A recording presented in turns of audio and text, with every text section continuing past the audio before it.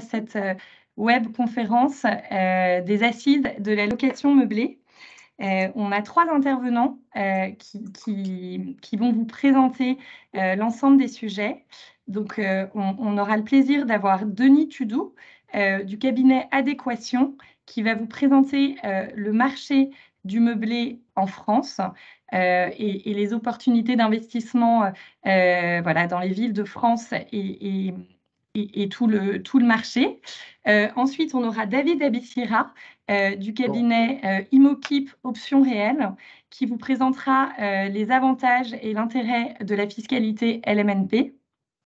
Et ensuite, nous aurons Arnaud Garnier, directeur commercial d'Altarea Gestion Immobilière, qui vous présentera la solution meublée, qui est l'offre Altarea Solutions et Services que nous vous proposerons. Pour les questions, nous vous invitons à les poser en fin de réunion, où nous aurons un temps dédié à l'échange et aux questions. N'hésitez pas à les écrire dans la conversation au fur et à mesure et nous pourrons les relire à voix haute et les intervenants pourront vous répondre donc en fin de réunion. Nous vous remercions de fermer vos micros afin de laisser les intervenants pouvoir vous présenter leur présentation et on vous souhaite une très belle webconférence. Je vais laisser Denis intervenir sur la première partie. Très bien. Bonjour à tous. Donc, je suis Denis Tudou, directeur régional ouest d'Adéquation. Adéquation, en 2 petits mots, c'est un cabinet qui est spécialisé sur les questions des marchés immobiliers et donc qui accompagne en fait tous les acteurs de l'immobilier, de l'aménagement, du foncier dans la compréhension des marchés, le positionnement de leur stratégie et de leurs projets. Et donc, on a 2 activités principales et complémentaires. La première étant la gestion pour notre propre compte ou pour le compte d'association qui regroupe en fait tous les acteurs que j'ai cités auparavant. Donc, on gère des observatoires de l'immobilier du neuf, donc tout ce qui est développé en promotion immobilière et en loi bâtir. Et puis, à côté de ça, on réalise des prestations d'études et de conseils en fait pour ces mêmes acteurs. Donc, des promoteurs immobiliers, des bailleurs sociaux, des aménageurs publics, des établissements publics fonciers, des réseaux bancaires. Et donc, on est une société qui a fêté ses 30 ans il y a peu de temps. On est une centaine de collaborateurs répartis sur bientôt une dizaine d'implantations sur l'ensemble du territoire national. Voilà pour la brève présentation d'Adéquation. Je vais vous rebrosser peut-être en 2 mots le contexte récent en fait, du marché de l'immobilier neuf en France. Et vous avez en fait sur cette slide l'évolution en fait de l'activité de la promotion immobilière au sens très large depuis 2018 et jusqu'en 2023 d'un point de vue très prévisionnel puisqu'on est vraiment en tout début d'année 2023. Et en fait, vous avez donc sur cette slide différents types en fait de logements qui sont développés par la promotion immobilière. Vous avez en violet en fait tout ce qui est résidence-service, donc vendu au détail ou vendu en bloc. Donc tout ce qui est produits gérés, j'imagine des produits que vous connaissez très bien. En orange, vous avez les ventes en bloc de logements locatifs social, donc LLS.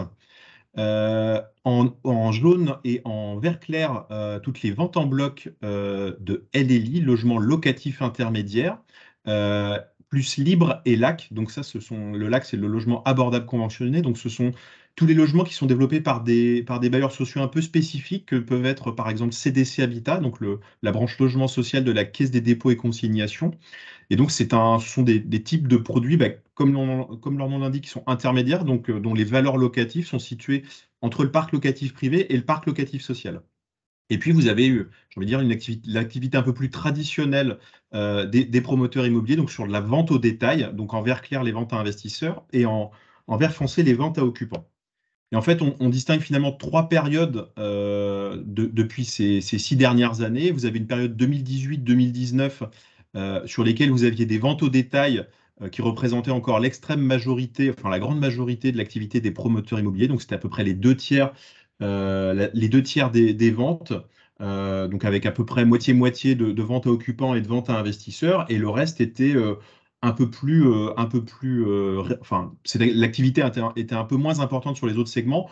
en dehors des ventes en bloc en LLS, qui sont voilà, une activité de la vente en bloc qui était traditionnelle chez les bailleurs sociaux, parce qu'aussi chez les promoteurs immobiliers, parce que beaucoup de bailleurs sociaux, face à la difficulté de développer des opérations, notamment sur des secteurs très tendus, faisaient appel à des promoteurs immobiliers pour acheter en bloc en fait une partie de leur production. Et puis 2020, on sait que ça a été une année très mouvementée à plein d'égards et la promotion immobilière n'y a pas fait exception. On voit que l'activité a fortement baissé, c'est-à-dire qu'on est passé de près de 190 000 logements vendus, donc tous segments confondus en 2018-2019, à moins de 160 000 logements. Et puis 2021, on est revenu à un segment un peu plus, à une activité un peu plus soutenue. Mais on voit que l'activité en fait s'est repositionnée, c'est-à-dire qu'on n'est pas revenu au modèle initial de 2018-2019. Les ventes au détail ont eu plus de mal finalement à se redévelopper et finalement s'est développé d'autres segments de marché, à la fois les résidences-services qui représentaient 3 à 5 de l'activité en 2018-2019 et qui ont représenté quasiment 15 000 logements, donc 8 de l'activité en 2021. Et puis l'activité auprès de ces bailleurs sociaux un peu spécifiques et ce segment de marché un peu spécifique qu'est le logement locatif intermédiaire, donc à travers le LLI, le LAC et le libre bailleur social. Et puis 2022 et en prévision 2023, face aussi aux difficultés que rencontrent en tout cas les différentes filières, euh, une baisse, encore une nouvelle baisse de l'activité de la promotion immobilière qui a affecté là encore une fois davantage les ventes au détail, qui représentent justement aujourd'hui que 55 à 60% de l'activité des promoteurs immobiliers. Et en fait, on a une montée en puissance des autres segments. Les résidences gérées, qui représentent maintenant 12% de l'activité des promoteurs. Les ventes en bloc qui se maintiennent, les ventes en bloc en LLS qui se maintiennent maintenant, bon an, mal an, et qui représentent entre 25 000 et 30 000 logements chaque année. Et puis le LLI LAC, donc développé par la CDC Habitat notamment, qui là monte vraiment en puissance. Et on voit que le segment des résidences gérées, qui est finalement aujourd'hui le sujet qui nous intéresse, devrait se maintenir en tout cas sur des volumes significatifs sur 2023. On prévoit à peu près 15 000 logements vendus en détail ou en bloc sur ce segment. Euh, la montée en puissance de ce segment-là, il est lié à la fois aux difficultés que les opérateurs observent sur les ventes au détail, des prix qui augmentent et donc des ménages qui sont désolvabilisés sur les ventes à propriétaires occupants, mais aussi des investisseurs qui sont désolvabilisés ou qui constatent en tout cas des rendements moins importants sur le logement ordinaire. Et on voit que la résidence-service offre finalement des opportunités intéressantes, puisque les rendements sont beaucoup plus importants. Et on voit aussi que ce segment de la résidence-service répond à des changements sociétaux qu'on va décrire juste après. Asia, s'il vous plaît, si on peut passer. Merci beaucoup. Donc on voit justement que sur la promotion immobilière a fortement muté ces dernières années et on l'a dit notamment la vente de produits gérés au détail ou en bloc a fortement monté en puissance. Donc je le disais, ça répond à des besoins structurels et sociétaux importants qui se limitent pas aujourd'hui qu'au territoire tendu des métropoles. On le voit, hein, le marché du travail nécessite en tout cas d'avoir une certaine forme de souplesse dans l'offre de logement qui peut être proposée aux actifs. Et finalement, les produits gérés, tous segments confondus, offrent cette souplesse. Et puis, on l'a dit, ça répond aussi à une certaine appétence des investisseurs, notamment au regard de la rentabilité. On l'a dit, plus de ventes aussi en bloc à destination des investisseurs institutionnels, donc notamment via les ventes de LLI-LAC à CDC Habitat, parce que ça répond aussi à des forts besoins en logement sur les territoires tendus, mais aussi détendus. Plus d'activité aussi dans les villes moyennes. C'est vrai que l'activité traditionnellement avant 2020, celle des opérateurs était fortement axée sur les zones tendues, donc les zonages Pinel que vous connaissez sans doute, A bis et B1. Et on voit aujourd'hui que les territoires B2 avaient été fortement délaissés par la promotion immobilière, alors qu'il y a des vrais besoins locaux, notamment locatifs, mais aussi en accession, qui n'ont pas forcément trouvé de réponse ces dernières années. Et on voit qu'il y a il y a des vrais besoins à satisfaire. Et puis ces ventes en bloc aussi permettent finalement de sécuriser les opérations des opérateurs, puisque c'est souvent pris en compte en fait par les établissements bancaires dans le cadre de l'atteinte de la GFA, du taux de précommercialisation. On voit aussi une certaine appétence pour les montages dissociants, donc notamment ceux qui décorrèlent le foncier du bâti, le BRS, la flexi-propriété, l'éco-investissement, des choses dont vous avez peut-être entendu parler. Et puis, on l'a dit, la baisse des volumes, hein, quand même, faut pas se mentir, on a quand même une baisse du volume de l'activité des promoteurs immobiliers. Cette baisse en volume, et c'est aussi accompagné de cette diversification des segments, mais aussi de cette diversification géographique, avec de moins en moins d'investissements privés dans les marchés tendus, parce que les prix sont élevés et ça vient éroder les rendements locatifs à court ou moyen terme. Et puis on a beaucoup plus d'investissements dans les zones moins tendues, notamment en lien avec des dispositifs type Action Cœur de Ville, donc avec l'État qui accompagne aussi le développement de ces nouveaux projets. Là, rapidement, c'était pour aussi évoquer le changement de paradigme qu'on connaît depuis quelques mois maintenant, avec une accélération de la désolvabilisation des ménages, avec l'accélération de l'inflation, les normes environnementales plus exigeantes, avec la mise en place de la RE 2020 début 2022, qui a des conséquences sur les prix, notamment au regard de l'augmentation des coûts de construction.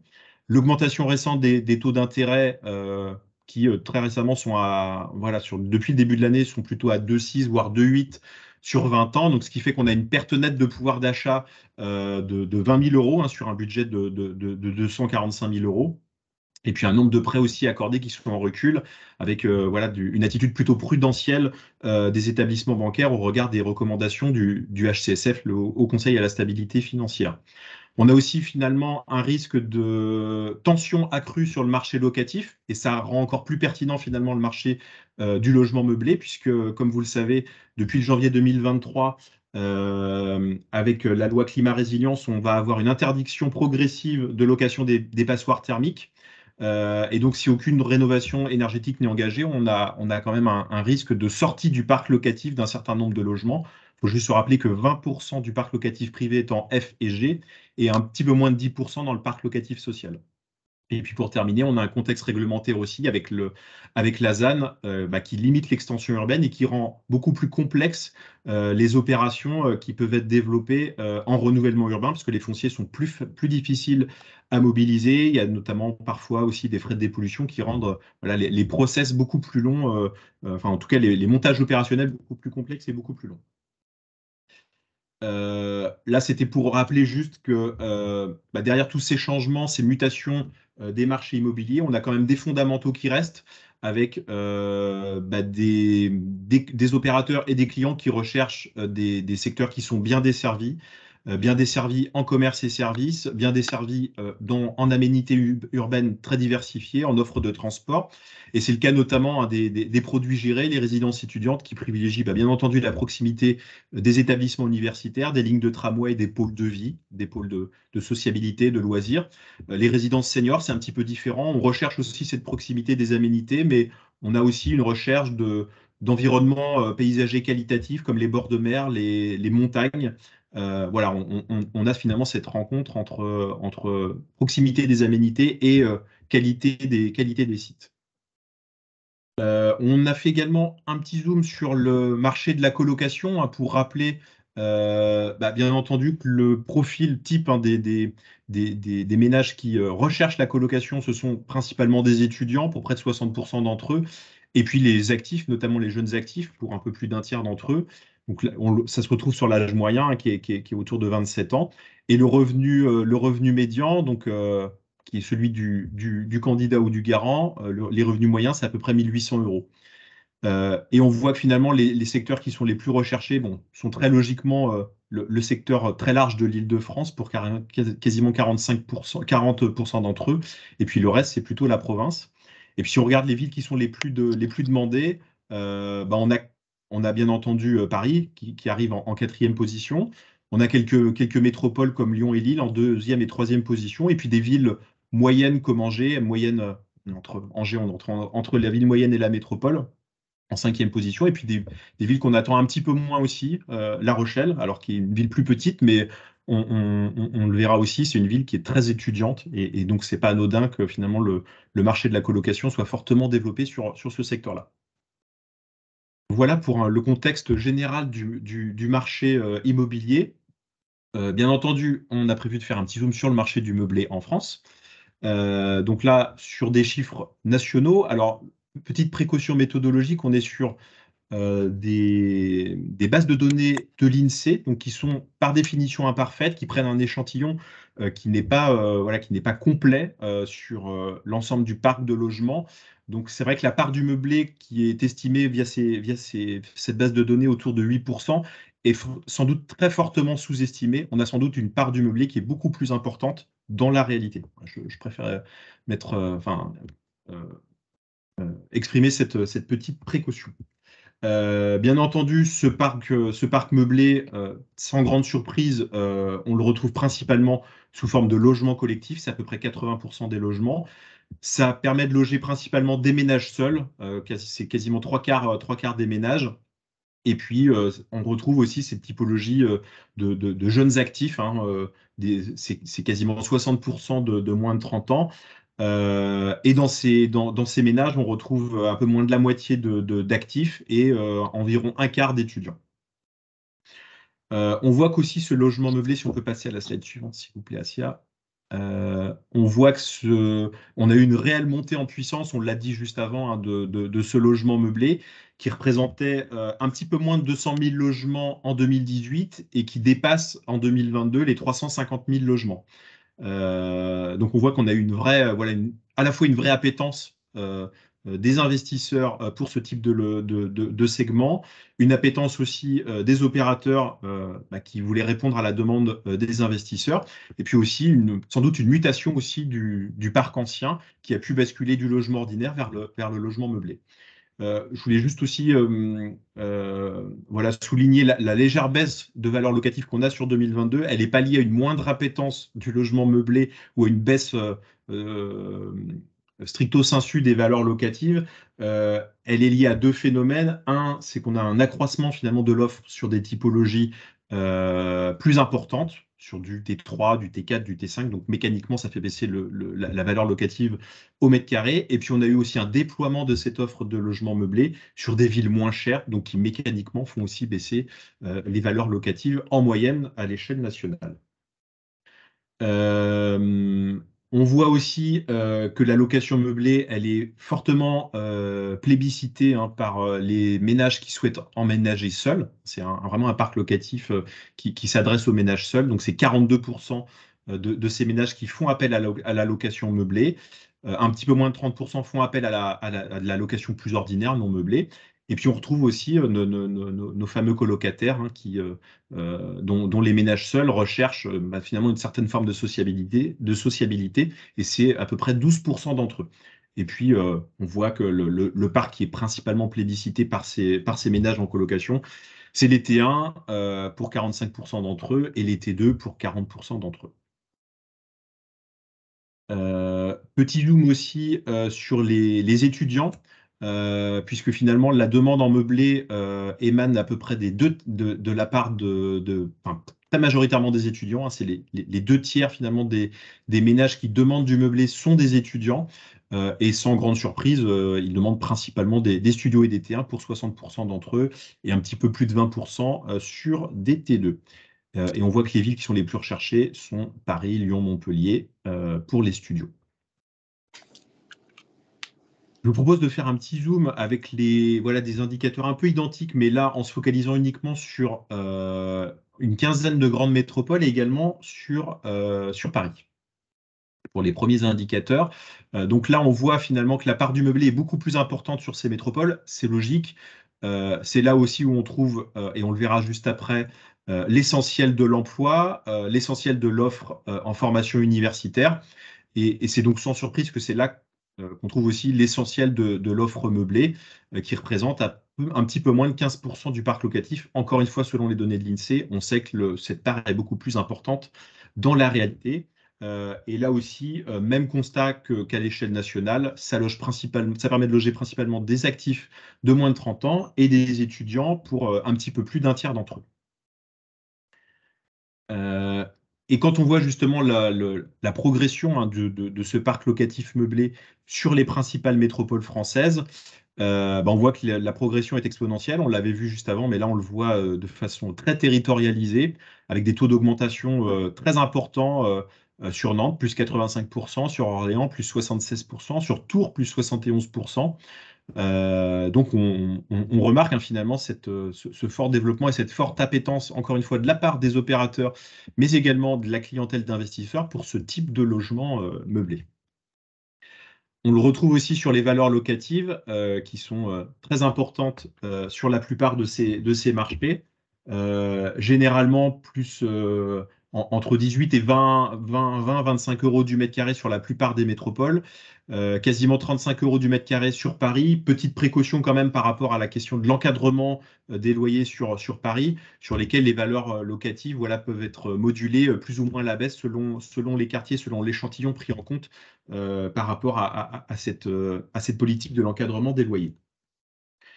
Et finalement, ces ménages, qui sont-ils précisément dans ces grandes métropoles? Vous avez sur cette slide-là un tableau avec beaucoup de chiffres, mais vous avez finalement le tableau des nouveaux emménagés sur la quinzaine de métropoles. On a exclu la région parisienne pour ne pas fausser les prix, parce qu'on sait que le marché parisien est très particulier. Mais on a voulu regarder finalement quels étaient le profil des nouveaux emménagés sur ces différentes métropoles. Donc vous avez sur le premier tableau en haut à gauche les nouveaux emménagés qui changent de logement sur leur propre commune, donc qui ne changent pas de commune. Le tableau en haut à droite, ce sont les ménages qui emménagent sur la métropole et qui viennent du reste du département. En bas à gauche, ce sont les nouveaux ménages qui viennent du reste du territoire national. Et en bas à droite, c'est ceux qui arrivent de l'étranger. Donc la première information, c'est qu'on se rend compte que la plupart des nouveaux emménagés sur ces métropoles sont des jeunes actifs. On retrouve encore nos jeunes actifs.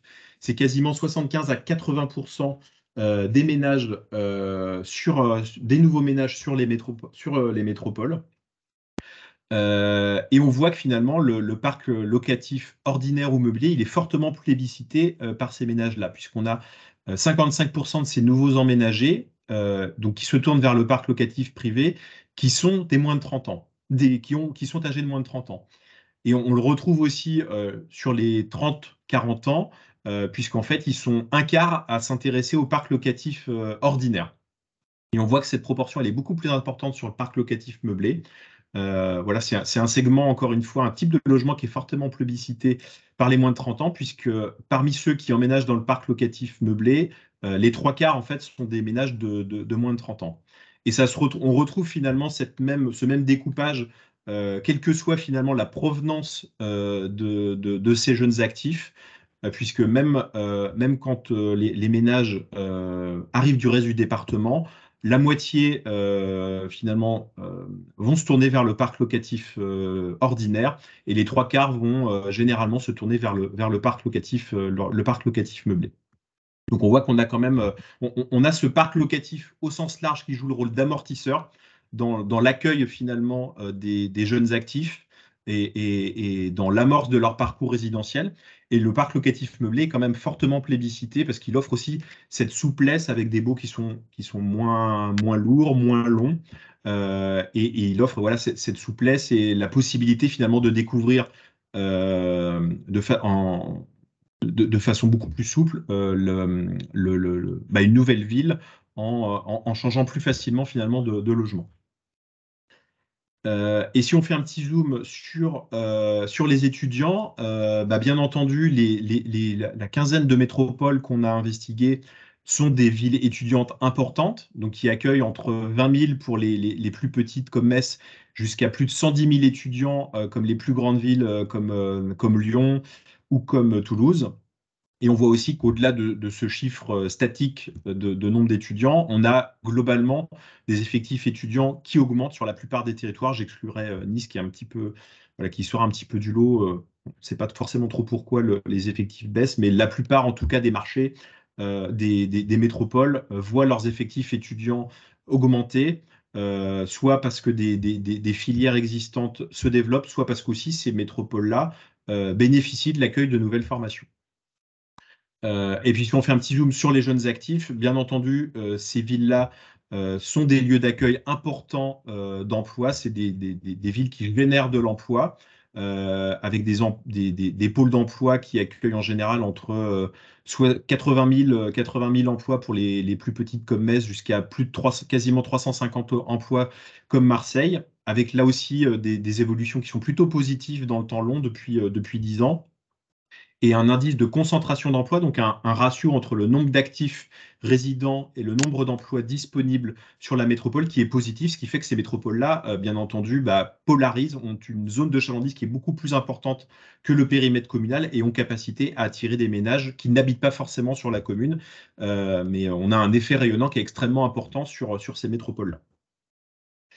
Ce que je vous propose, c'est aussi de regarder finalement la tendance du locatif meublé sur quelques villes moyennes. Alors, ce sont des villes sur lesquelles, en fait, Cogedim a très prochainement des lancements prochains d'opérations. Donc, c'est des villes qu'on a sélectionnées finalement avec Cogedim et qu'on a fait le choix d'étudier, sur lesquelles on va faire un petit zoom. Donc, avec les mêmes indicateurs qu'on a vus sur les métropoles. Là Cogedim ou encore, d'autres marques du ou groupe. d'autres marques, Pardon, en Denis. Voilà, effet. ça Non, peut être non, des mais programmes vous faites Pitch, bien. Pitchimo, Cederini, Wideum, l'ensemble des marques du groupe a des lancements sur ces villes. Et là encore, on retrouve nos fameux jeunes actifs et nos étudiants dans les typologies de ménages qui sont les plus accueillis en fait dans ces logements meublés.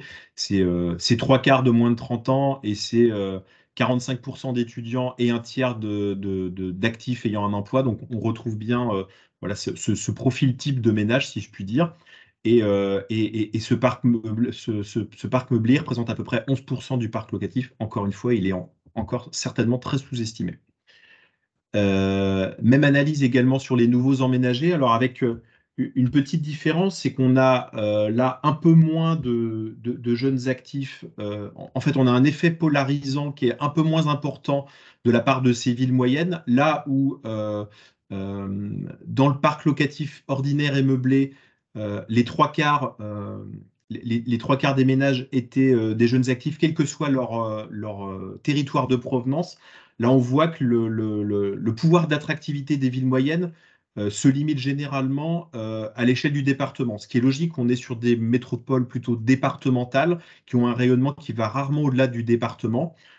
Et donc, voilà, les jeunes actifs euh, sont plutôt originaires de la ville, de la communauté de communes, communauté d'agglomération ou du département, mais rarement au-delà de la région ou même de l'étranger. Mais par contre, on retrouve quand même ces mêmes proportions de ménages, c'est-à-dire que les nouveaux emménagés qui se tournent vers le parc locatif libre sont pour plus de la moitié des jeunes actifs de moins de 30 ans. Et ceux qui se tournent vers le parc meublé sont à près de 80% des jeunes de moins de 30 ans. Donc on voit on retrouve ce profil de jeunes actifs, de jeunes étudiants qui se tournent vers le parc locatif ordinaire ou meublé.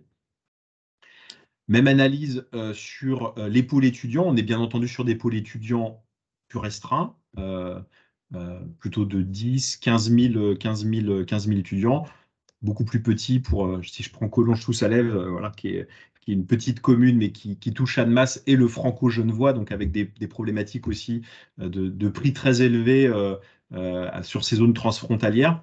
Mais on voit qu'on est sur certains, en tout cas, territoires, sur des pôles étudiants importants et aussi sur des pôles étudiants qui voient leurs effectifs fortement augmenter. Plus 3, plus 10, plus 15, plus quasiment 50% aussi sur certains territoires. Donc on a cette dynamique étudiante aussi qu'on retrouve sur des villes auxquelles on ne pense pas peut-être instinctivement, mais qui présentent en tout cas une dynamique importante et sur lesquelles il y a des besoins en logement à satisfaire de façon importante, sur lesquels aujourd'hui le parc existant ne répond pas forcément. Et puis pour terminer, sur la dynamique de l'emploi aussi, on le retrouve hein, sur ces différents territoires avec des pôles d'emploi et des bassins d'emploi importants. Là encore, on est sur des chiffres uniquement à la commune. Donc si on prend le bassin d'emploi élargi, généralement sur les villes de la première, voire des deuxièmes couronnes, on est sur des bassins d'emploi importants qui là aussi sont marqués, un, par une dynamique généralement très importante et un ratio offre d'emploi actif présent sur la commune qui est plutôt favorable et donc un pouvoir d'attractivité qui va bien au-delà du territoire communal. Merci Denis. Bonjour à tous et à toutes. Donc moi je suis David Abissira de la société d'expertise comptable Imokip Compta Options Réelles et aujourd'hui je vais vous parler de la fiscalité de la location meublée, du statut LMNP que l'on présente comme un Eldorado fiscal de l'immobilier. Alors rapidement une petite présentation. Imokip Compta Options Réelles, nous sommes une société d'expertise comptable. C'est important puisque c'est une profession réglementée en France, hein, au même titre que les notaires. Nous gérons plus de 35 000 clients loueurs en meublé en France, ce qui fait de nous l'acteur leader dans ce secteur, en nombre de clients et également en collecte de nouveaux clients. Nous sommes le partenaire des plus grands promoteurs nationaux, comme Altarea. Nous travaillons aussi avec beaucoup de conseillers en gestion de patrimoine, comme vous ici présents. Et voilà, nous gérons plus de 40 000 lots pour plus de 55 collaborateurs. Donc, l'historique un petit peu de la location meublée et son intérêt fiscal et patrimonial. Déjà, le statut du loueur en meublé non professionnel, c'est un statut fiscal qui existe depuis 1949. Donc, c'est une optimisation fiscale qui a une vraie histoire, hein, qui est longue dans le temps sur la France. Donc, ce n'est pas un dispositif fiscal, hein, comme les dispositifs fiscaux que vous avez tous forcément connus, Robien, Besson, Duflot, Pinel, Cellier, etc. Ici, il y a une stabilité puisque tout simplement les revenus tirés d'une location meublée sont des BIC, des bénéfices industriels et commerciaux. Et à ce titre-là, au même titre qu'un commerçant ou qu'un artisan, un loueur en meublé peut amortir un bien comptablement. Donc, c'est le fameux mécanisme comptable de l'amortissement comptable qui va permettre, dans un investissement LMNP, de ne pas payer d'impôts sur les loyers, sur les revenus locatifs, et ce pendant 15 ans, 20 ans, voire 30 ans. Donc, c'est ça le gros avantage. Les conditions, tout simplement, l'investisseur achète en nom propre. C'est une personne physique. Alors, on peut aussi acheter à travers une société, plutôt une SARL de famille, pas une SCI, puisque si on achète via une SCI, qu'on fait de la location meublée, vous le savez, la SCI devient et assujettie de plein droit à l'impôt sur les sociétés, donc c'est moins intéressant. Donc, c'est un particulier ou une SARL de famille qui achète et s'engage à louer le bien en location meublée, tout simplement. C'est-à-dire que le bien doit être parfaitement équipé, meublé. Et c'est ce que propose Altarea dans sa solution meublée, un équipement complet par un professionnel de l'équipement mobilier. Et ensuite, on peut le louer soit en direct à un locataire, soit passer par une agence de gestion locative comme Altarea Solutions Service, hein, qui a sa propre gestion locative meublée de très bonnes factures, puisqu'ils ont beaucoup de lots partout en France gérés. Les formalités comptables et fiscales du loueur en meublé, elles sont plus complexe qu'un investissement en location nue, c'est vrai, puisque comme je vous le disais, on est face à des BIC, des bénéfices industriels et commerciaux, et qu'à ce titre-là, l'investisseur qui va investir forcément dans un bien et qui va le louer en meublé, en optant pour le fameux régime du réel pour bénéficier du mécanisme comptable et des amortissements comptables pour avoir les revenus défiscalisés, a des obligations comptables et fiscales auprès de l'administration fiscale. C'est celle-ci que nous allons réaliser pour lui. Donc déjà, nous allons l'immatriculer auprès de l'administration fiscale pour obtenir son numéro SIRET. Nous allons ensuite tenir sa comptabilité, faire les déclarations fiscales obligatoires, qui est un vrai bilan comptable, et que nous allons ensuite télétransmettre à l'administration fiscale et que nous enverrons au client pour lui indiquer ensuite les chiffres à reporter dans sa déclaration d'impôt. Il est toujours fortement recommandé de proposer un cabinet d'expertise comptable spécialisé à un client, puisque souvent, vous êtes face à des clients qui ont peut-être déjà un expert comptable parce qu'ils sont chefs d'entreprise, une profession libérale. C'est vrai que l'expert comptable généraliste Son métier, c'est plutôt de faire la comptabilité des entreprises SAS, SARL, commerciales, etc. Et c'est vrai que le loueur en meublé, c'est quand même quelques spécificités. Et en passant par un expert comptable spécialisé, souvent on a un tarif moins cher qui nous propose, en plus d'adhérer au centre de gestion agréé pour bénéficier de la réduction d'impôt des frais comptables avec CGA, et surtout qui maîtrise parfaitement tous les tenants et aboutissants des amortissements comptables. Voilà, il y a quand même des spécificités à respecter sur les durées, les codes parts de foncier, etc. Et un expert comptable généraliste, ça arrive, ils font des fois des petites erreurs. L'amortissement comptable, c'est le point le plus important à connaître, à maîtriser. Quand on va expliquer à un client, quand on est face à un client, pourquoi le LMNP est le meilleur régime fiscal en France, en tout cas selon moi. C'est ce régime fiscal qui va permettre de ne pas payer d'impôts pendant de très nombreuses années, et cela notamment grâce à l'amortissement comptable. L'amortissement comptable, concrètement, c'est assez simple. Nous prenons la valeur du bien immobilier pour son prix d'achat ou éventuellement sa valeur vénale, mais ici on parle d'investissement immobilier, donc on achète un bien immobilier à un prix. Nous allons prendre 85% de cette valeur, puisqu'il y a une partie une quote-part de foncier, de terrain, que l'on n'amortit pas en comptabilité. C'est une règle nationale, internationale. Le terrain ne s'amortit pas en comptabilité. Donc, les moyennes de foncier en France en LMNP sont de 15%. Si vous avez des questions à ce sujet, je pourrais vous y répondre à la fin. Donc, on va amortir 85% de la valeur du bien. Donc, si j'ai un bien qui vaut 100 000 euros, je vais amortir 85 000 euros sur une moyenne de 30 ans, que l'on peut ramener à 25 ans s'il n'y a pas d'intérêt d'emprunt, s'il n'y a pas de crédit. Je vous expliquerai aussi cela éventuellement dans des questions à la fin, mais la moyenne à retenir, c'est bien 30 ans. Et c'est l'administration fiscale française qui le dit. Donc c'est ce que nous faisons. 30 ans suffit en amortissement comptable pour ne pas payer d'impôts sur des loyers pendant de très nombreuses années, quand on parle d'une rentabilité entre 3,5% à 4, voire 4,5%, ce qui est un petit peu les rentabilités que l'on trouve dans des investissements immobiliers.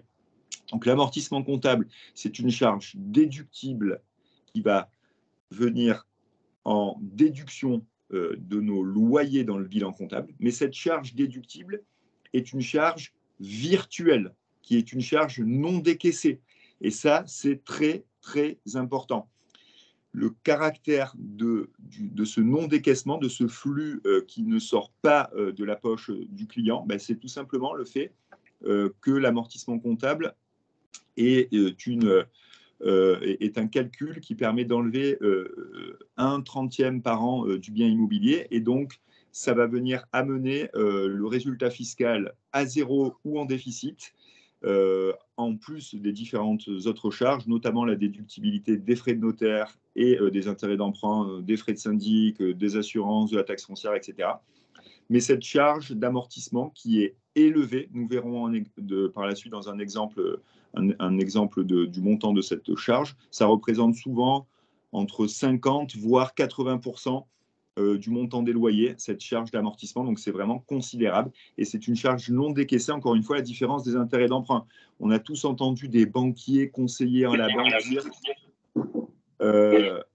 emprunter, c'est pas grave, vous avez 3% d'intérêt d'emprunt, ils sont déductibles, ça vous permettra de payer moins d'impôts.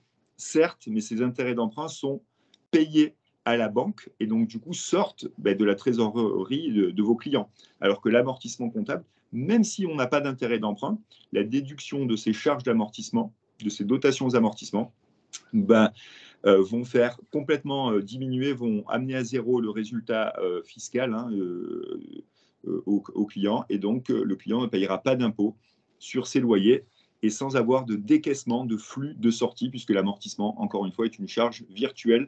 On peut le voir dans un petit exemple, un visuel comptable par la suite. Donc, nous avons en plus, ça, c'est les loyers que le client perçoit. Et dans le caractère déductible des charges en location meublée, nous avons déjà les frais de notaire. Ça, c'est très important puisque les frais de notaire déductibles ne peuvent être déductibles seulement en location meublée. en location nue, on ne peut pas déduire dans une 2044 ou dans la déclaration des revenus fonciers sur impôts.gouv, quand on fait sa déclaration d'impôt, on ne peut pas déduire les frais de notaire. On peut les déduire en location meublée dans son bilan. Les frais de notaire, c'est quand même 2,5% sur du neuf et presque 7% dans l'ancien. Donc on est quand même sur des frais élevés. Donc les frais de notaire en location meublée sont déductibles. Tous les frais liés à un éventuel emprunt, les intérêts d'emprunt, les frais de dossier, etc., les assurances de prêt, les charges, les travaux que nous effectuerions dans un appartement en location meublée, les frais de syndic, les assurances, les taxes foncières, plus l'amortissement comptable. Donc tout cela réuni fait qu'en location meublée, dès la première année, on va créer un déficit important grâce à la déductibilité des frais de notaire. Ces amortissements, comme on peut le voir au slide suivant, ce déficit va être stocké, ce déficit BIC est stocké et reportable sur les 10 années suivantes. Et dès la première année, les amortissements comptables commencent et tout le stock qui est non imputé d'amortissement comptable dès la première année ne sera bien évidemment pas perdu puisqu'ils vont être stockés et on va les appeler les amortissements réputés différés qu'on va pouvoir reporter dans le temps et ce, de manière illimitée. Et c'est encore une fois ça le gros avantage de la location meublée non professionnelle, c'est de pouvoir aller chercher des revenus complémentaires ou des revenus pour sa retraite entièrement défiscalisés, peut-être pendant 20 ans, 25 ans, voire 30 ans. Donc nous sommes en ce moment en pleine réforme sur la retraite à 64 ans, mais aujourd'hui il y a une grande grève en France. Et vous qui êtes conseiller en gestion de patrimoine, c'est vrai que proposer un investissement qui rassemble les avantages d'acheter un bien immobilier de qualité dans le neuf, puisqu'il est parfaitement construit avec toutes les nouvelles normes écologiques, et surtout de proposer de la location meublée via la solution meublée pour proposer un appartement neuf, tout équipé meublé qui va pouvoir être loué pendant de très nombreuses années avec des loyers intéressants, une belle rentabilité et surtout des loyers entièrement défiscalisés. Voilà, c'est le parfait investissement que l'on peut proposer à ses clients, de proposer des revenus complémentaires pour la retraite pendant de très nombreuses années. C'est une projection lointaine que l'on peut faire, que l'on peut proposer à ses clients. Quand on voit le slide suivant, on voit aussi que l'avantage du loueur en meublé, c'est tout simplement cet amortissement comptable qui va nous permettre d'amortir ce bien immobilier, cet investissement, de ne pas payer d'impôt sur les loyers. Et quand je revends mon bien, puisque je peux le revendre quand je veux, à la différence par exemple d'un investissement Pinel ou autre, je n'ai pas de durée d'engagement de location. Je peux revendre mon bien quand je veux. J'ai bénéficié de mes amortissements comptables, que j'ai loué cet appartement 3 ans, 5 ans, 10 ans, 15 ans, 20 ans ou 25 ans.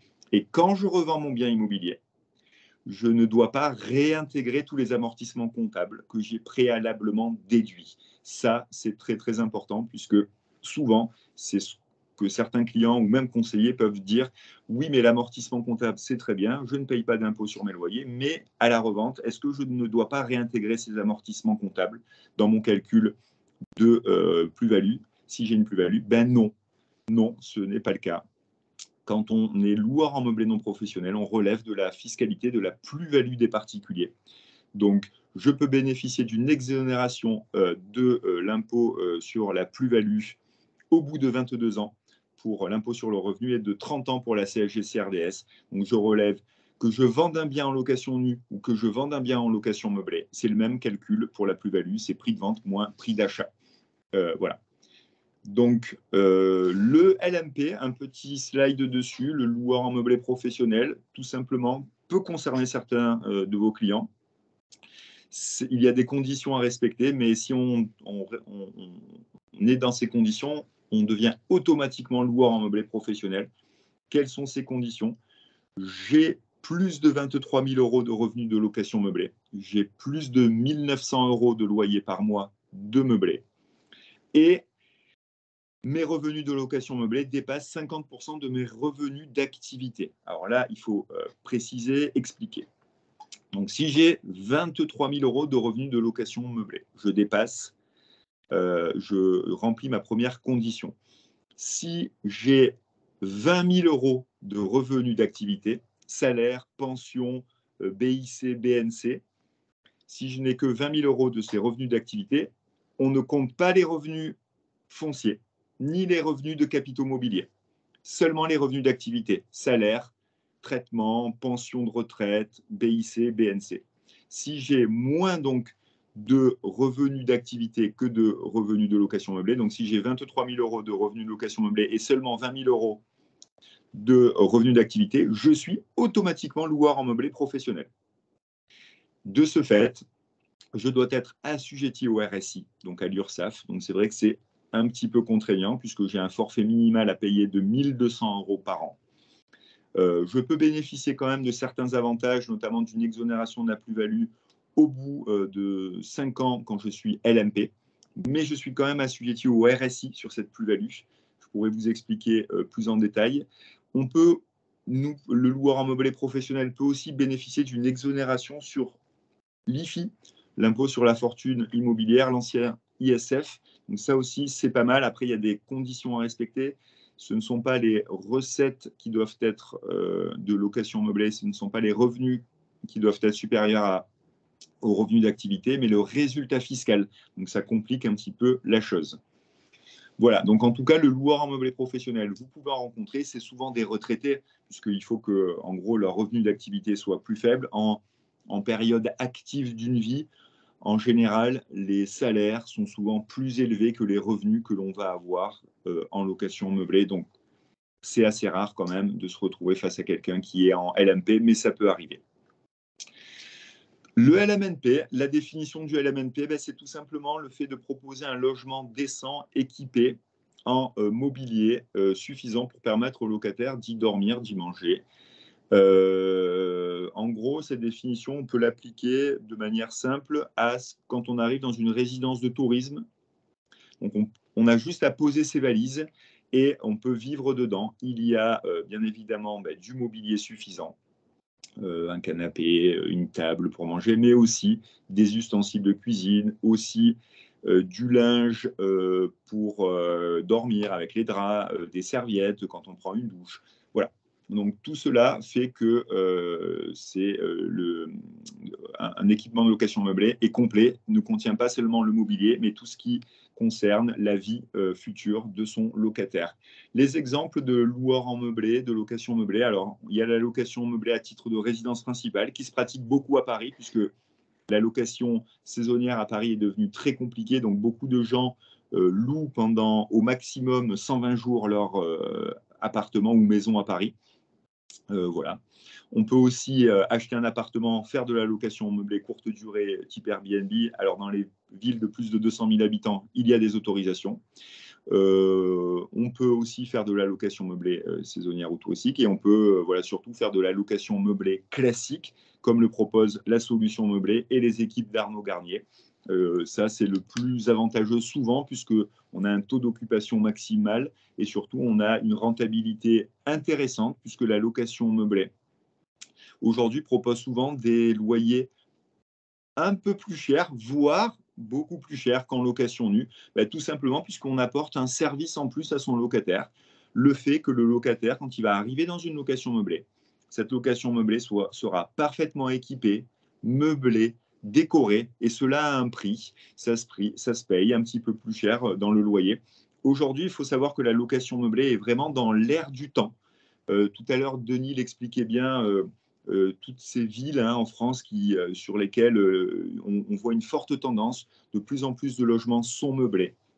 Voilà, nous vivons dans des sociétés occidentales avec de plus en plus de confort.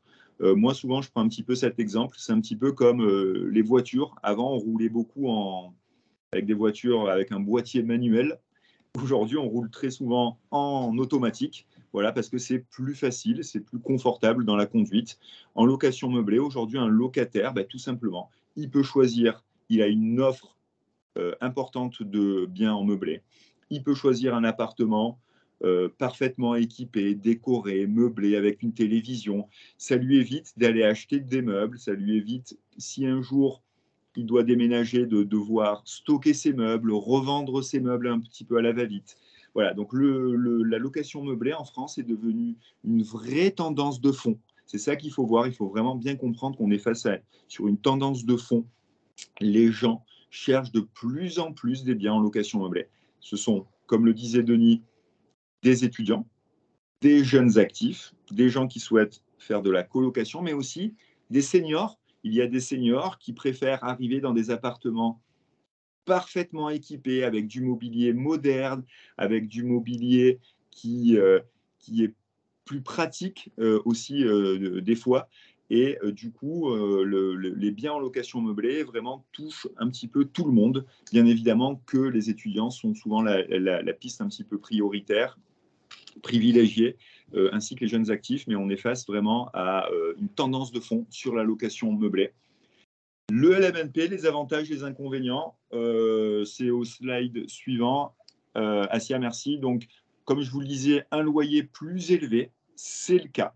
Vraiment, vraiment, il faut bien avoir conscience qu'on peut louer un bien en location meublée plus cher qu'en location nue. Alors, il faut le respecter, l'encadrement des loyers à Paris, bien sûr, et dans d'autres villes. Mais c'est vrai qu'un bel appartement bien équipé, bien meublé, peut se louer vraiment 10%, 20%, voire 30% plus cher qu'un bien en location nue. Certains diront, oui, mais on voit des biens meublés au même loyer qu'un bien en location nue. Oui, si le bien ne donne pas envie, n'est pas bien équipé ou bien décoré ou bien parfaitement meublé, ben c'est vrai que certains locataires vont se dire autant prendre un bien en location nue. Faut pas oublier que quand on loue un bien en location meublée, donc on encaisse des loyers qui sont des BIC, ce sont des bénéfices industriels et commerciaux. On propose une prestation de service à ses clients. Et comme un hôtel, vous avez des hôtels Ibis et vous avez des hôtels 3, 4 ou 5 étoiles. Et les prix diffèrent en fonction de la qualité de l'hôtellerie, tout simplement. Au plus vous allez parfaitement équiper un bien en location meublée, au plus vous allez attirer un jeune actif qui a un pouvoir d'achat et qui va vouloir habiter dans un logement très bien équipé et décoré, comme le propose Altarea avec son partenaire prestataire de location meublée. Donc, le petit inconvénient, c'est qu'il y a une rotation un petit peu plus forte des locataires, c'est vrai. C'est vrai qu'en location nue, souvent, on va accueillir des gens qui vont installer leurs meubles et qui vont souvent rester un peu plus longtemps. Ce n'est pas toujours le cas, puisqu'en location meublée, on peut avoir aussi des locataires qui peuvent rester pas mal d'années. Il peut y avoir un désengagement du gestionnaire, ça concerne les résidences gérées, donc ce n'est pas le sujet de la location de la solution meublée d'aujourd'hui. Si on voit le slide suivant, alors celui-là, il est très, très intéressant, c'est tout simplement un exemple chiffré qui permet d'avoir un vrai visuel pour montrer que la fiscalité de la location meublée en France est vraiment beaucoup plus avantageuse que la fiscalité classique de la location nue, celle des revenus fonciers. Donc, je prends un exemple avec un bien qui se trouverait dans une ville en France, qui se louerait 1 000 € par mois et qui serait loué soit en location nue, soit en location meublée. Il serait loué en location nue, on va voir quelle serait ma fiscalité. Donc, j'ai 12 000 € de loyer par an, 1 000 € de loyer par mois. J'ai des charges obligatoires, l'assurance, la PNO parce que je loue, les frais de syndic, la taxe foncière. Je considère que j'ai 2 500 € de charges. Et donc, je n'ai plus d'intérêt d'emprunt. Ça peut être une ancienne résidence principale, ça peut être un bien que j'ai hérité, ça peut être une ancienne défiscalisation où mes intérêts d'emprunt sont quasi inexistants. Voilà. Donc, cet appartement, je vais le déclarer dans ma déclaration de revenus. Sur mes 12 000 €, j'enlève mes 2 500 € et j'ai un bénéfice foncier de 9 500 €. Ouais, super, j'ai gagné 9 500 €. Oui, mais l'administration fiscale va passer par là. Va calculer la tranche marginale d'imposition, donc la tranche supérieure d'imposition, 14, 30, 41 ou 45%. En moyenne, on est plutôt sur 30%. Donc ici, on a pris ce 30%. Donc 2 850 € d'impôt, seulement d'impôt sur le revenu, sur mes 9 500 €. et également les contributions sociales de 17,2%. Donc 1 634 €. L'impôt sur le revenu plus les contributions sociales nous font 4 484 € d'impôt, presque 4 500 € d'impôt, donc un gros tiers de mes loyers bruts partent pour payer mes impôts, ce qui est quand même important. Et cela, ce que je vous montre là, cela concerne plusieurs millions de Français en France, propriétaires bailleurs, puisqu'il y a 4,5 millions de propriétaires bailleurs en France, et on estime qu'il y ait peut-être un tiers de loueurs en meublé en France. Donc on peut se dire que plusieurs millions de propriétaires bailleurs louent en location nue. Il y en a qui ont pas mal de charges, donc ils ne payent pas d'impôts, mais certains ont peu de charges et payent beaucoup d'impôts, comme dans cet exemple. On voit qu'en location meublée, le même appartement, si je le louerais au régime du réel, j'ai mis l'exemple micro-BIC au milieu pour voir que c'est quand même plus intéressant qu'en location nue, mais il faut surtout regarder la dernière colonne, le régime réel. Donc sur mes 12 000 € de loyer par an, je considère que mon bien vaut 300 000 € pour sa valeur vénale, pour ce que je considère que ce bien vaut. Alors ça relève d'une estimation immobilière, d'une estimation sur meilleuragent.com, sur Internet, mais voilà, la valeur vénale est de 300 000 € et le mobilier est de 7 000 €. Donc j'ai toujours mes 12 000 € de loyer. Dans mon bilan comptable, vient toujours se déduire mes 2 500 € de frais de syndic, assurance, taxe foncière. Mais surtout, je vais pouvoir déduire en plus de ces 2 500 € 10 200 € d'amortissement comptable sur l'immobilier. Donc, j'ai pris 85% de 300 000 que j'ai amorti sur 25 ans, puisque je n'ai plus d'intérêt d'emprunt. Et donc, on tolère l'amortissement sur 25 ans quand il n'y a plus d'emprunt. Et j'ai 1 000 € d'amortissement sur le mobilier. Donc, j'ai 11 200 € d'amortissement comptable qui viennent s'enlever de mes loyers. Donc, vous voyez, ça gomme quasiment l'ensemble de mes loyers, plus la déductibilité de mes charges de 2 500 €. Ben, j'ai un résultat fiscal à zéro. C'est le fameux résultat fiscal à zéro que l'on parle beaucoup en location meublée non professionnelle. Et du coup, l'impôt étant calculé sur mon résultat fiscal, 0 sur 0, je ne vais pas vous faire la blague, mais ça fait 0. Voilà, donc je ne paye pas d'impôt sur mes loyers, même si pour le même bien loué par la même personne à la même adresse.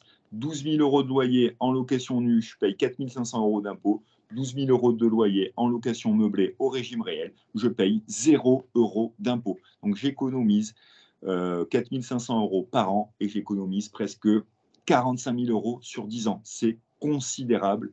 Voilà, donc la location meublée non professionnelle est vraiment le meilleur régime fiscal en France.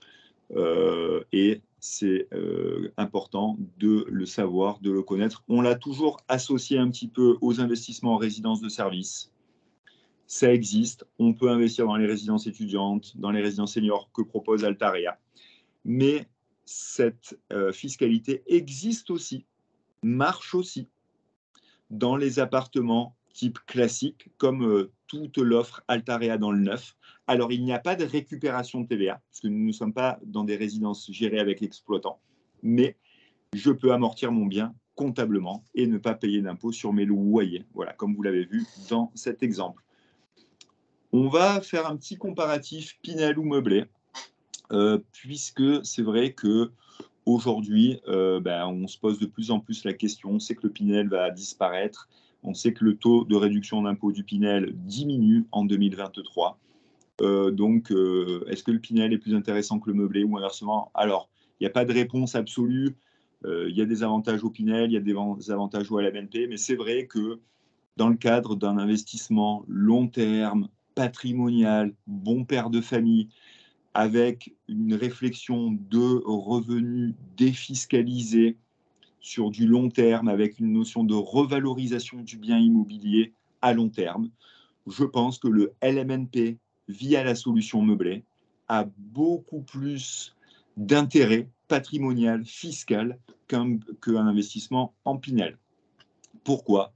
Tout simplement que je vais pouvoir me projeter sur 15 ans, 20 ans, 30 ans, d'investissement. Donc, je peux me dire qu'un bien que j'achète aujourd'hui à un prix X, avec l'inflation, avec la vie qui avance, le coût des matières premières, peut-être que dans 10 ans, dans 20 ans, dans 30 ans, il vaudra bien plus cher. Je aurai pendant tout ce temps-là aucun impôt à payer sur mes loyers. Et je n'ai aussi et surtout aucun engagement de location. Quand je fais un investissement en LMNP avec la solution meublée, Altarea, je ne m'engage pas sur 6 ans auprès de l'administration fiscale, je ne m'engage pas auprès de 9 ans auprès de l'administration fiscale, ni sur 12 ans. Je peux louer mon bien pendant 2 ans, ensuite je peux aller vivre dedans si j'ai envie. Je peux louer mon bien pendant 10 ans et ensuite je peux installer mes enfants dedans. Je peux louer mon bien que 3 jours par semaine et le reste du temps y habiter, ou louer mon bien que 6 mois dans l'année. Alors bien sûr, l'idée de la solution meublée, c'est d'acheter un bien, de le louer via les équipes d'Altarea pour avoir le maximum de rentabilité toute l'année. Mais le LMNP, voilà, il y a cette flexibilité que l'on n'a pas en Pinel, puisqu'en Pinel, voilà, vous pouvez le voir à droite. Donc, alors, on a une réduction d'impôt sur le revenu qui est bien évidemment intéressante, puisqu'on va pouvoir payer moins d'impôts sur ses revenus du travail, ce qui n'est pas le cas en LMNP. En LMNP, en fait, j'ai des nouveaux revenus sur lesquels je ne paye pas d'impôts, mais je paye toujours le même impôt sur mes salaires. Donc, en Pinel, je vais pouvoir vraiment payer moins d'impôts sur mes revenus de travail. J'ai vu une question passer sur les déficits fonciers. Je peux faire du déficit foncier en location nue. Ça veut dire que si j'ai un déficit foncier, par exemple, de 10 700 €, c'est le plafond, on va dire de 10 000 €, je vais pouvoir l'impacter aussi sur mes revenus du travail. Donc, ça va venir diminuer mes salaires. Et donc, je vais avoir une assiette plus faible et donc payer moins d'impôts. Et j'ai cette réduction d'impôts aussi en Pinel. Par contre, voilà, j'ai un engagement de location de 6 ans, de 9 ans ou de 12 ans. Et surtout, j'ai des loyers plafonnés. Ça, c'est important, puisque voilà, je signe un petit peu un contrat avec l'administration fiscale qui m'autorise à avoir une réduction d'impôt, mais en contrepartie, j'ai cette obligation de louer avec des loyers plafonnés. On peut bien évidemment investir en Pinel et peut-être au bout de 6 ans, 9 ans, un jour basculer en location meublée. Ça, c'est aussi une éventualité possible. Mais si on fait un petit comparatif rapide, c'est vrai que le LMNP est souvent plus avantageux grâce au fait tout simplement. Alors là, on voit le Pinel, avantages et inconvénients, c'est ce que je vous disais, défiscalisation sur l'impôt sur le revenu du foyer, possibilité de créer du déficit foncier avec imputation sur le revenu global, comme la question qui m'a été posée, inconvénient, loyer plafonné, donc rendement limité, obligation de mise en location, et les logements doivent être acquis neufs, ce qui n'est pas le cas en location meublée. On peut acheter de l'ancien ou du neuf et louer en meublé. Alors, c'est mieux d'acheter du neuf avec la solution meublée, notamment avec la nouvelle loi climat et résilience, puisque aujourd'hui, on voit toute l'histoire des passoires thermiques, et c'est vrai qu'il est de plus en plus coûteux pour un propriétaire bailleur de remettre aux normes, de mettre aux normes ou de maintenir aux normes un logement ancien. Donc, acheter un bien dans le neuf, c'est partir sur de très nombreuses années sans avoir de problème, puisque l'appartement est neuf. En LMNP, l'avantage, voilà, c'est qu'on peut souvent louer avec un loyer plus élevé qu'en location nue et qu'en Pinel, et aussi qu'on peut être payé à l'avance quand on fait par exemple de la location saisonnière, type sur Airbnb. C'est vrai que avant même que les locataires soient rentrés, je suis déjà payé. Fiscalité, c'est vraiment la fiscalité la plus intéressante en France. Voilà, il faut vraiment le dire, le rappeler. Le loueur en meublé non professionnel, pendant 10 ans, 20 ans, 30 ans, je peux ne pas payer un seul euro d'impôt sur mes loyers. On parle beaucoup, souvent. Hier, je faisais une petite présentation avec les équipes d'Angle Neuf. Je leur disais, à la banque, allez voir votre banquier, on va vous parler de l'assurance vie. Alors, l'assurance vie, c'est très intéressant. Vous pouvez mettre 152 500 € par enfant. Et en cas de décès, cet argent va directement aux enfants hors succession et sans droit de succession. C'est très avantageux, mais les rentabilités sont de plus en plus faibles. Les fonds en euros rapportent 1%, 1,5%. On vous propose aussi souvent d'acheter en investissant sur des UC, des unités de compte. Les marchés financiers sont quand même très hauts actuellement. Voilà. Donc, c'est vrai que acheter sur les revenus et plus-values dégagés. Donc, si vous gagnez 10 000 € sur une assurance vie, même au bout de 8 ans, les fameux 8 ans, les revenus et plus-values et intérêts dégagés sont imposés à hauteur des contributions sociales. Donc, si vous avez un gain de 10 000 € sur une assurance vie, au bout de 8 ans, si vous récupérez ce gain, vous allez payer 1 720 € d'impôts. Donc, sur 10 000 €, vous allez payer 1 720 € d'impôts, même si vous avez attendu 8 ans. En loueur en meublé non professionnel, au bout de 5 ans, de 10 ans, voire même de 25 ans, c'est même 10 000 € de loyer, vous paierez 0 € d'impôt dessus. Ça, c'est très important à savoir, à comprendre et à bien expliquer à ses clients pour pouvoir proposer une solution meublée comme investissement long terme de qualité à ses clients. La voie royale de la défiscalisation, tout simplement, c'est le fait de, quand on est face à des clients, quand on fait un inventaire patrimonial avec eux, on s'aperçoit souvent qu'ils ont déjà peut-être investi par le passé. Peut-être qu'ils avaient fait une Pinel, Duflot, Robien, de Messine à l'époque et qu'aujourd'hui le dispositif fiscal est fini. Ils n'ont pas vendu ce bien, ils continuent à le louer en location nue. On peut très bien leur dire et leur expliquer qu'ils auraient tout avantage à transformer, à changer, passer de location nue à la location meublée pour pouvoir faire une économie d'impôt. Cette économie d'impôt, on peut vous la chiffrer si besoin. C'est une économie d'impôt souvent qui est assez élevée et qui peut vous permettre, en donnant ce bon conseil, un conseil simple, de dégager peut-être un effort d'épargne, de l'argent supplémentaire que les clients pourraient utiliser pour faire un nouvel investissement. Éventuellement avec une solution meublée. Donc tout simplement, si l'avantage fiscal est fini, il faut attendre 3 ans de fiscalisation obligatoire sur le bien. Alors ça, c'est un point important. C'est comme pour une vente. Avant de vendre un bien ou avant de passer un bien de location nue à meubler, il faut que mon bien ait été ait eu 0 de bénéfice foncier ou bien qu'il n'y ait pas eu de déficit foncier. J'ai vu la petite question, tout simplement, quand on fait une déclaration de revenus fonciers, quand j'ai plusieurs biens, sur mon bien, il faut que quand je fais mes loyers moins toutes les charges, je ne sois pas en déficit. Si j'ai un moins, je dois normalement attendre 3 années à 0 ou en bénéfice avant de vendre le bien ou avant de le changer d'affectation, donc de le transformer en location meublée. Ou sinon, si je le fais avant ces 3 ans, je dois en informer l'administration fiscale pour qu'il me recalcule l'économie d'impôt que j'aurais fait grâce à ce déficit foncier. Donc ça, c'est important à connaître. Ensuite, il faut qu'il y ait un changement de locataire. On ne peut pas dire à son locataire comme ça, ça y est, maintenant je vous passe en meublé. Il faut attendre qu'il y ait un départ de locataire. Et donc, on équipe le bien, on le meuble et on le décore et on le loue en location meublée. Voilà. Et on vérifie, bien sûr, qu'on a parfaitement le droit, notamment dans le règlement de copropriété du syndic. Des fois, c'est toujours mieux de vérifier. Voilà. Et bien sûr, ensuite, on s'immatricule auprès de l'administration fiscale. On prend un expert comptable, éventuellement nous, pour vous accompagner dans toutes les déclarations fiscales et comptables obligatoires. On voit que la transformation du nu en meublé, c'est bénéficier d'un deuxième levier d'optimisation fiscale. Je peux augmenter mon loyer.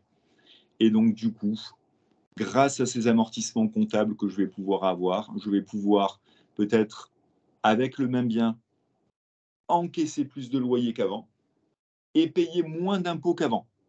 Donc ça, c'est quand même assez impressionnant, puisque sur le même bien, si je le bascule en location meublée, je vais pouvoir peut-être d'un coup le louer plus cher et surtout ne plus payer d'impôts, parce qu'avant j'étais en location nue, en revenu foncier, je n'avais pas le droit d'amortir mon bien comptablement, alors que maintenant je suis en location meublée et j'ai le droit d'amortir mon bien comptablement.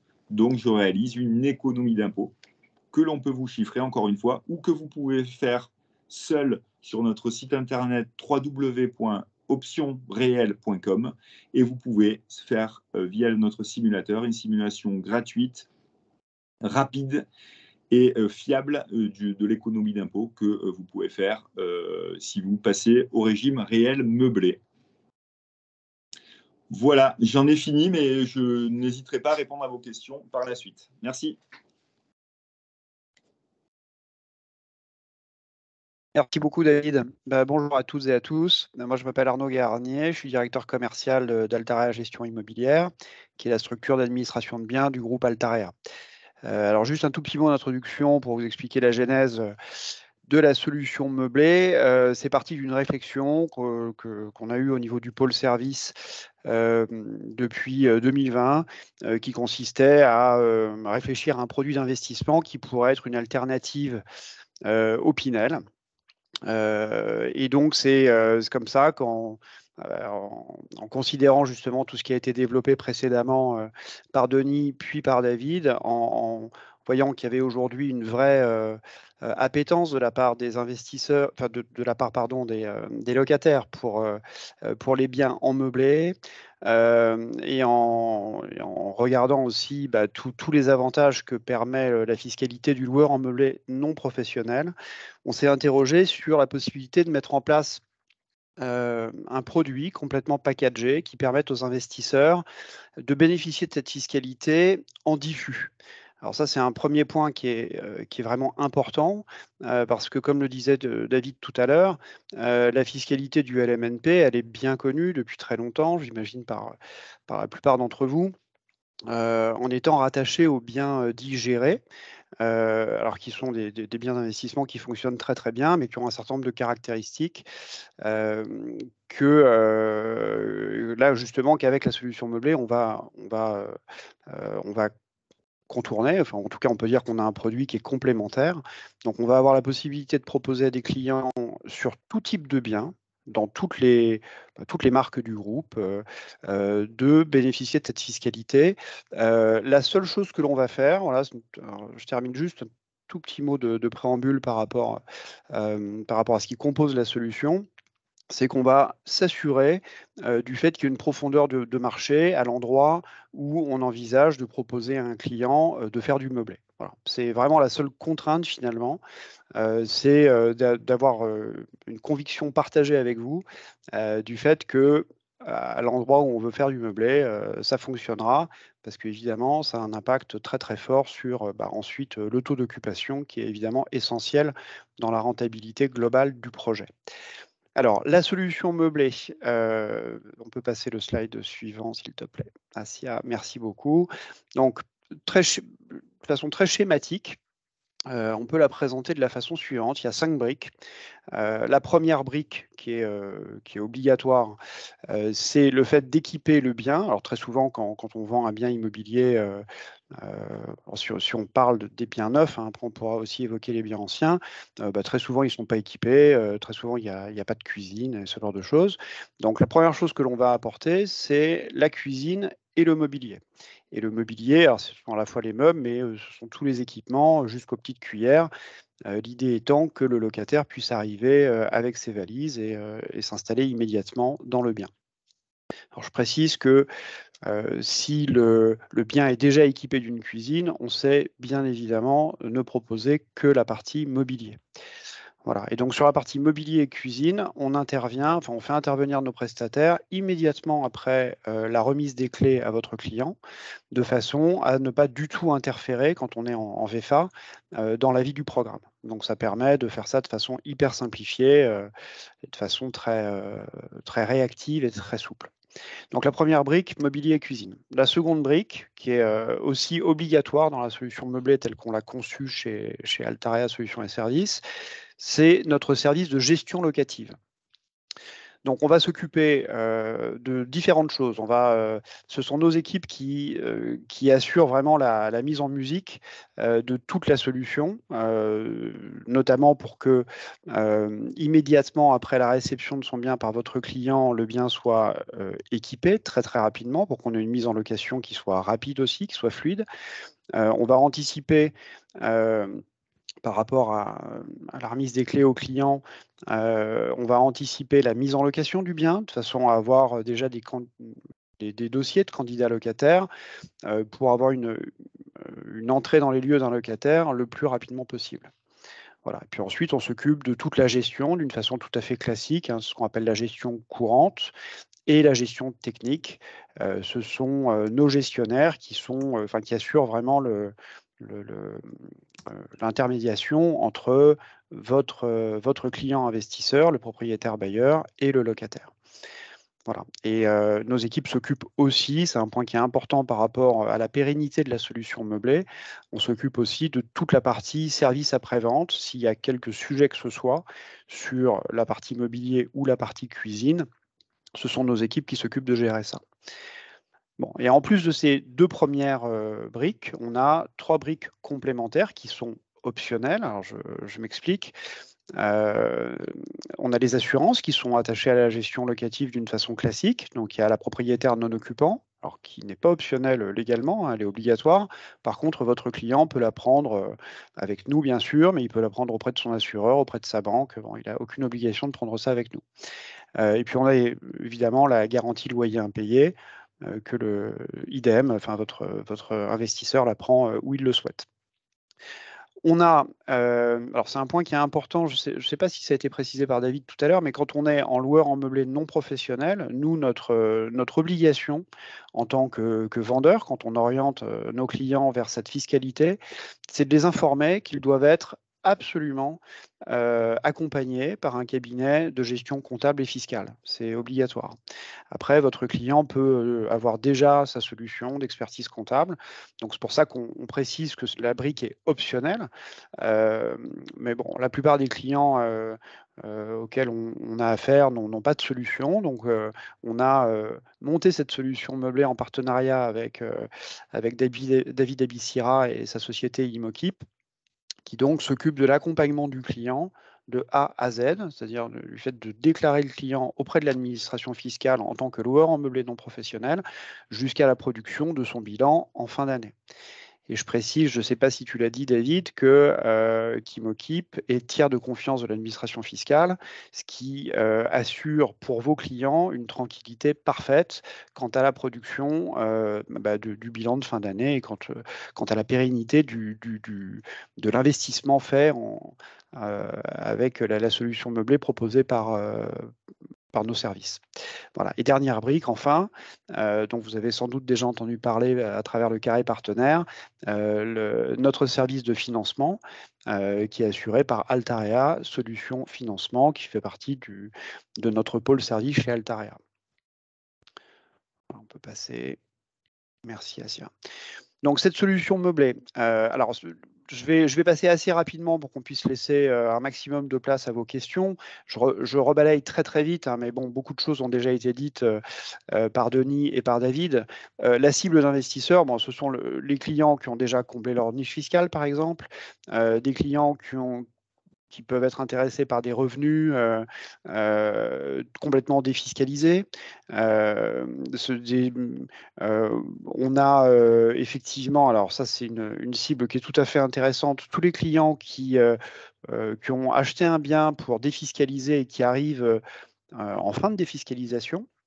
Alors, on va commencer à avoir pas mal de clients qui arrivent à la fin des 6 premières années de Pinel, par exemple, mais on a des clients qui arrivent en fin de cellier. Enfin bon, on va avoir des quantités de cas. Et plutôt que d'arbitrer vers une revente de leurs biens, ils peuvent tout à fait imaginer, alors, il y a juste une petite réserve, c'est que le locataire, qu'il y a un changement de locataire, évidemment, pour que le bien redevienne libre. Mais on peut tout à fait accompagner vos clients, même dans la rénovation de leurs biens, totale ou partielle, dans l'installation d'une cuisine, la rénovation d'une cuisine, etc., l'ameublement, et puis le passage en LMNP pour continuer de profiter d'un patrimoine avec le levier très fort du LMNP. Alors, la cible locataire, bon, ça a aussi été très très largement évoqué tout à l'heure. On a évidemment les étudiants, les personnes en transition de vie, on a les cibles corporate, toutes les sociétés qui souhaitent meubler, qui souhaitent loger leur personnel. Les personnes qui sont en mutation professionnelle, etc. Bon, ce qu'on voit, ce qui a été souligné tout à l'heure, c'est qu'il y a vraiment dans les usages aujourd'hui, il y a vraiment une grande appétence pour la location en meublé. Donc, ça permet d'avoir une conviction sur le fait que, en tout cas, quand on est dans une zone où il y a une demande, on sait que c'est un usage qui aujourd'hui est très pérenne. Alors, on peut passer, s'il te plaît, Asia. Voilà. Donc, la solution meublée, nous, ce qu'on a souhaité faire, c'est vraiment proposer un service qui soit complètement packagé et qui soit très facile d'utilisation pour vous-même dans la vente du produit à vos clients. Ça vous donne une corde commerciale supplémentaire par rapport aux produits de défiscalisation habituels. Là, on a encore une fois la possibilité de bénéficier de cette fiscalité en diffus. Donc avec cette grande souplesse qui était évoquée par David tout à l'heure, la possibilité d'avoir vraiment une réversibilité très simple. Hein. Ça, je pense que c'est l'avantage par rapport au géré, c'est-à-dire que j'ai vu une question passer tout à l'heure sur la revente de géré, effectivement. Alors, je suis d'accord avec la question qui a été posée. Hein. La revente de géré, c'est plus compliqué que de revendre un bien classique, parce qu'il faut trouver un investisseur qui ait finalement la même stratégie que celle qu'on avait eue nous préalablement en achetant une première fois. Bon. Donc là, il y a vraiment cette volonté première de rendre le produit très simple à appréhender, donc encore une fois pour vous et pour le client qui va acheter un bien dans une marque du groupe Altaria par exemple, et on va le lui équiper, on va le mettre en location, il va être totalement accompagné par les équipes de David et il va donc avoir un bien qui fonctionne très bien, qui lui permet de bénéficier de cette fiscalité sans avoir à s'occuper de rien.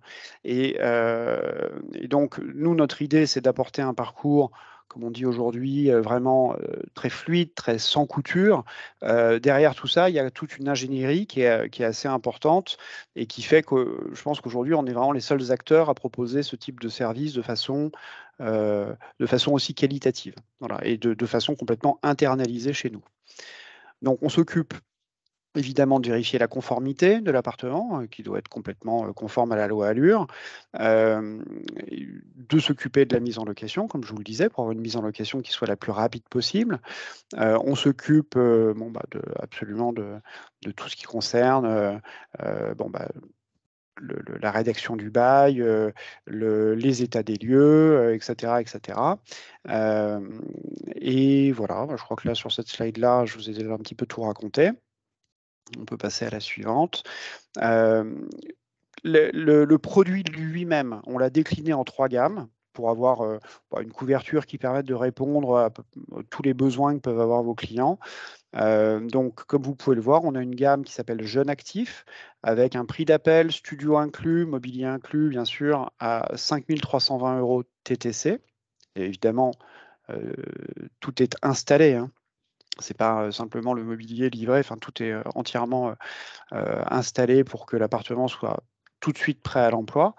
Donc on a cette première gamme qui permet d'être très compétitif. On n'a pas du tout d'objection. Je vous parlerai après de nos retours d'expérience, mais on n'a pas du tout de retour d'objection sur les prix avec cette gamme-là. Et puis ensuite, on a une gamme, deux gammes qui s'appellent Sérénité et Élégance. Élégance et Sérénité proposent les mêmes qualités de mobilier, mais dans la gamme Élégance, il y a davantage de choses, notamment en électroménager. Voilà. Et là, vous voyez des tarifs qui sont donc à chaque fois mobilier et cuisine inclus. Et là, les tarifs, vous voyez, en jeune actif, on a du studio 4 pièces et en sérénité, on a du studio 3 pièces. Bon, c'est comme ça que ça a été monté au début. Ce qu'il faut vraiment que vous ayez en tête, c'est qu'on est capable tout à fait d'étudier une gamme élégance pour un 4 pièces, pour un 5 pièces. On est même capable, si besoin, d'aller vers des choses même un petit peu plus sur mesure, s'il faut meubler tout ou partie du bien, par exemple. Bon, et comme je vous le disais tout à l'heure, on peut bien sûr retirer la cuisine. Voilà, donc ayez en tête que quelles que soient les demandes, vous pouvez venir vers moi ou vers nos services. On vous fera un devis adapté si vous avez une demande qui ne répond pas à ce qui est proposé dans nos catalogues. Concernant les gammes Sérénité et Élégance, très rapidement, il y a un petit truc en plus, c'est qu'on a la possibilité d'offrir aux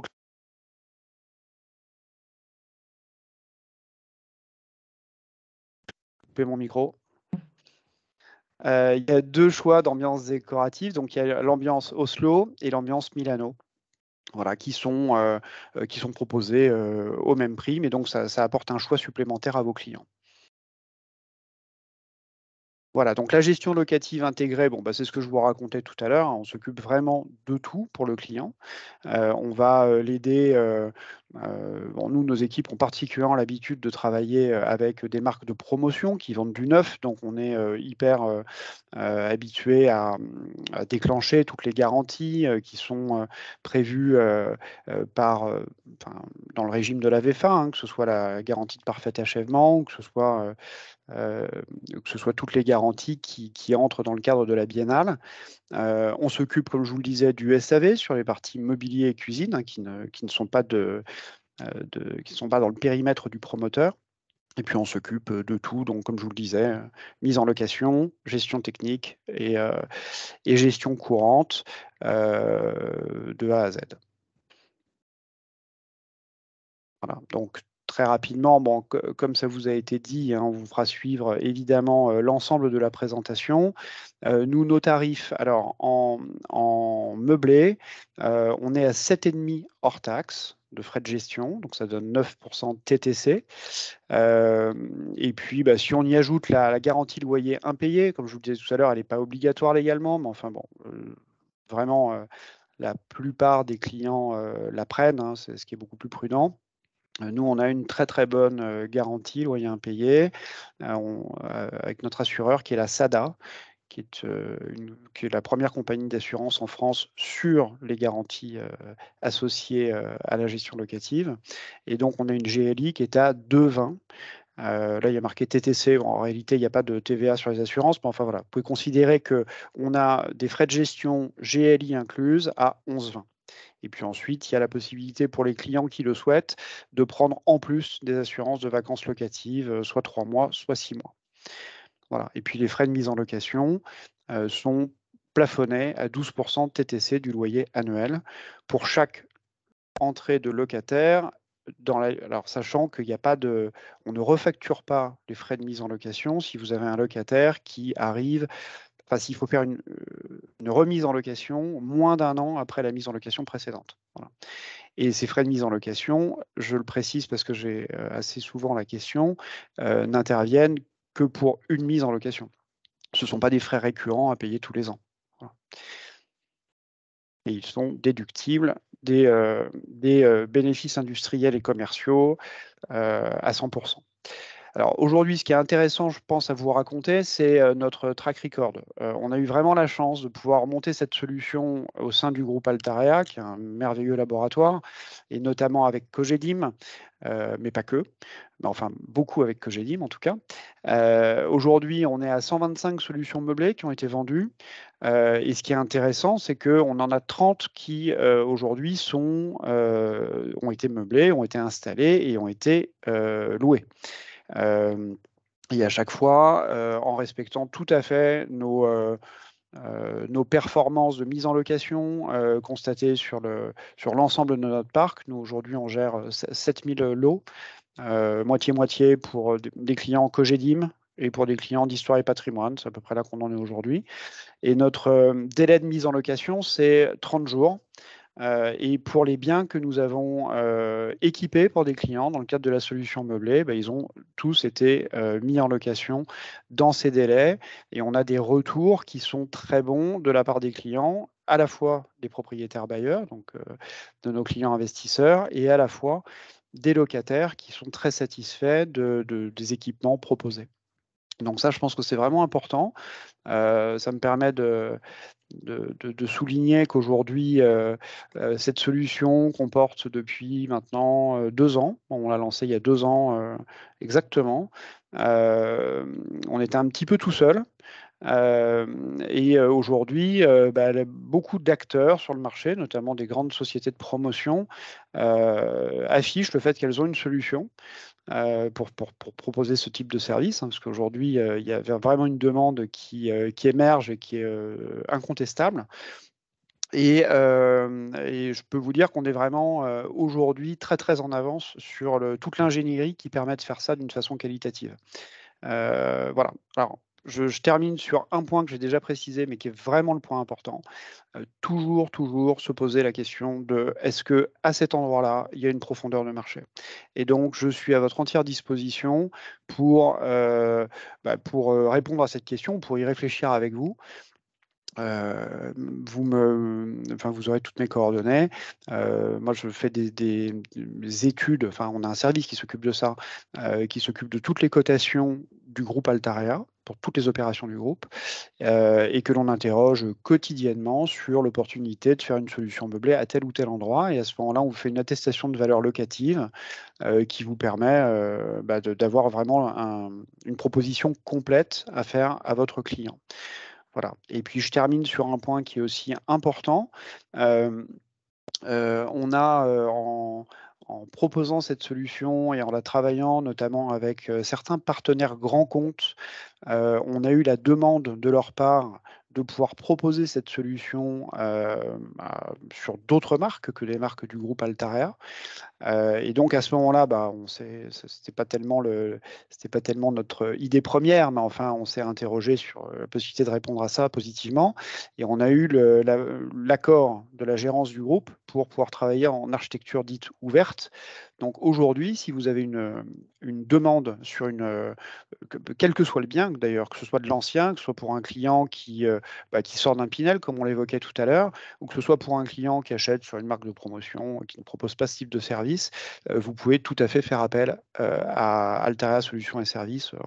On vous répondra avec tout à fait les mêmes critères de rapidité et de qualité. Voilà, merci beaucoup pour votre écoute et puis à votre disposition pour répondre aux questions que vous pourriez avoir. Un grand merci Arnaud, merci Denis, merci David pour vos présentations. Je vous propose de passer à la session des questions, en commençant par toutes les questions écrites dans le fil de la conversation. Je souhaiterais juste ajouter que le replay de la présentation sera disponible sur le site Altarea Partenaires et que nous intégrerons les coordonnées d'Arnaud Garnier, que vous n'hésitez pas à contacter pour toutes les questions sur la solution meublée. Donc, si on commence sur la session des questions, alors on en a beaucoup liées à la fiscalité.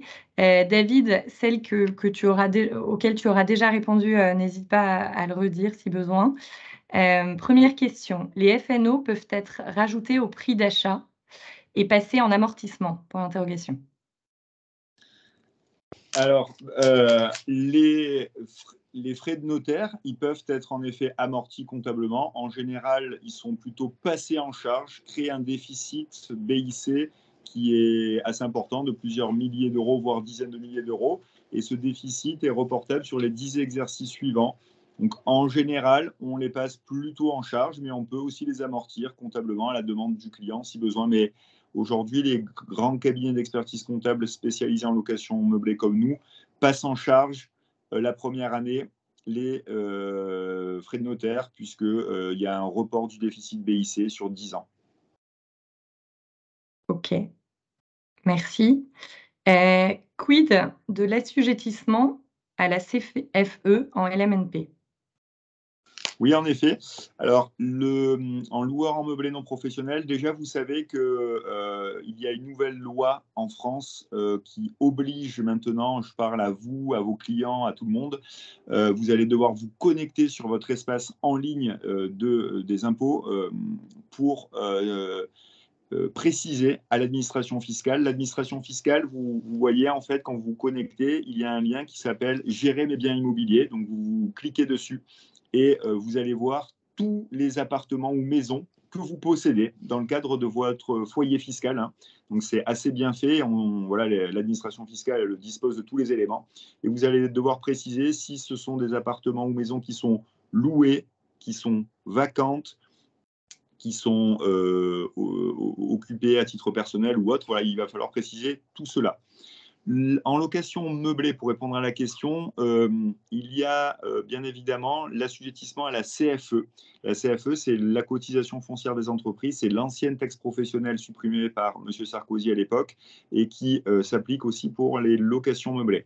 En résidence de service, le propriétaire bailleur ne la paye pas, puisque c'est les gestionnaires exploitants qui s'en acquittent, puisque c'est lui qui loue les appartements et qui a une sous-location derrière. Donc, c'est lui qui paye la CFE. Quand on loue un bien en location meublée en direct, via notamment la solution meublée, on doit s'acquitter de la CFE. C'est un impôt qui est assez faible, qui est en moyenne entre 100 et 200 euros et qui est obligatoire à payer par le propriétaire bailleur. Et cette CFE est en plus de la taxe foncière et elle est déductible fiscalement des loyers, mais encore une fois, elle est plafonnée pour les loueurs en meublé non professionnels. À Paris, par exemple, elle est de 60 euros, donc elle est vraiment basse. Merci. Tu as sans doute déjà répondu. L'encadrement des loyers concerne aussi les meublés. Alors, l'encadrement des loyers concerne aussi les meublés, voilà, mais il y a quand même un point important. Alors, c'est vrai que Arnaud et les équipes ne le font pas parce qu'ils vont louer des meublés en direct, mais il y a aussi quand même la possibilité, il faut toujours savoir, de pouvoir louer un bien en location meublée à une entreprise. Aujourd'hui, il y a des entreprises, des grandes entreprises qui louent pour leurs salariés qui viendraient en France en tant qu'expatriés pendant quelques années ou qui changent de ville, hein, tout simplement, ça peut être des Français aussi.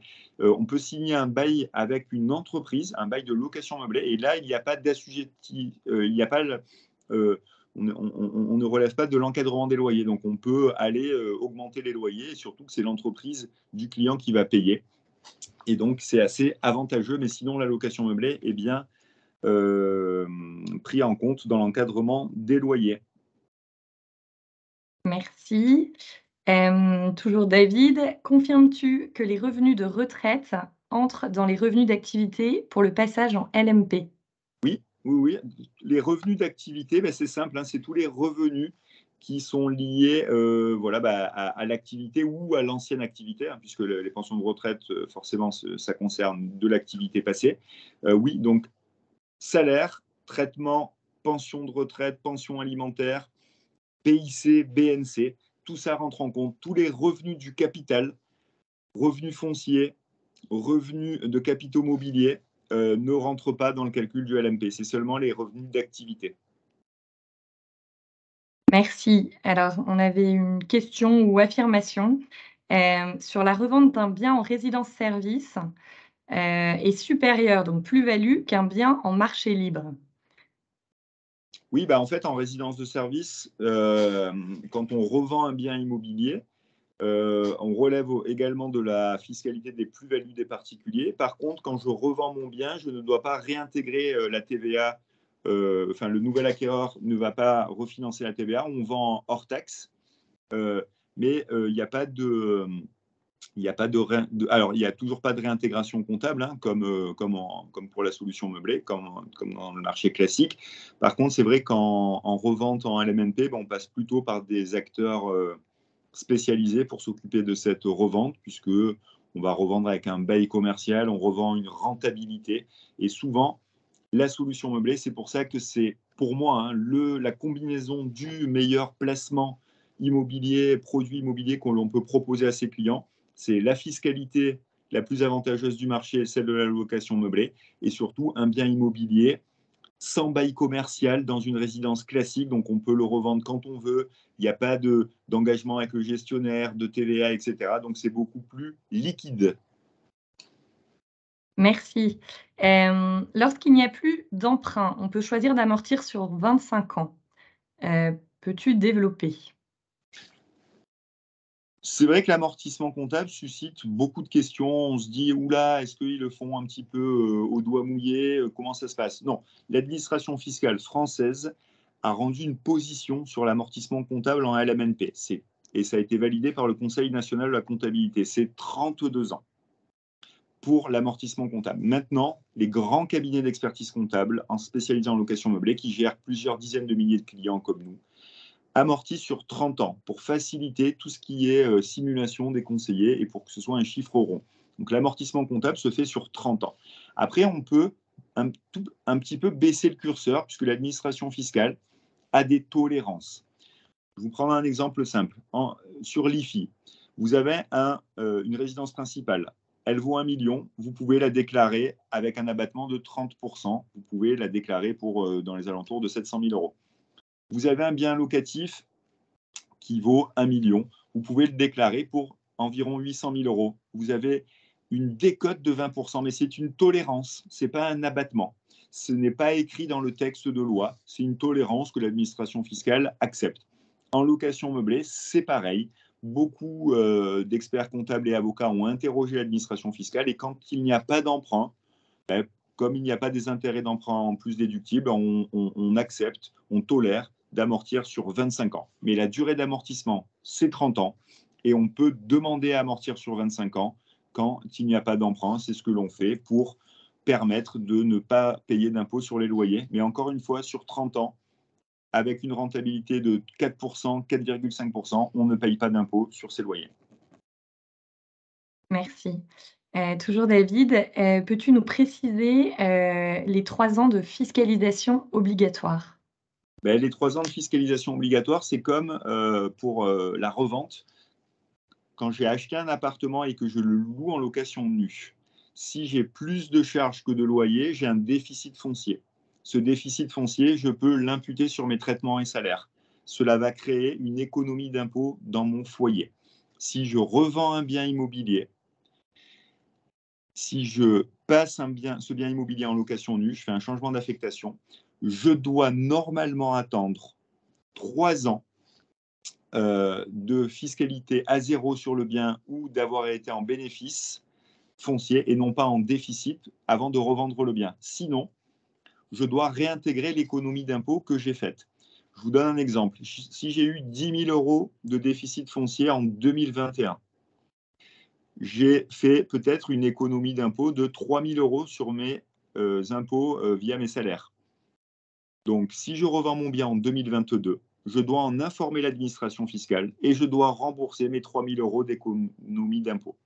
Par contre, si j'ai en 2021 fait un déficit foncier de 10 000 euros, que j'ai eu une économie d'impôt de 3 000 euros, si je revends mon bien et que j'ai attendu 2022, 2023, 2024, je peux revendre mon bien en 2024. Alors, ça dépend de la date, mais 2024 ou début 2025, sans aucun remboursement à l'administration fiscale, puisque j'ai eu 3 années d'exercice foncier positif. C'est comme pour un bien, comme pour une vente, pardon. C'est pour ça qu'à l'époque, quand il y avait les doro biens, on disait vous achetez, vous louez pendant 9 ans et vous revendez la 10e année. C'était faux, puisque souvent, avec le doro bien, on était quand même en déficit foncier avec l'amortissement des dernières années, puisqu'il y avait un amortissement fiscal, mais pas comptable. Et donc, il faut faire très attention.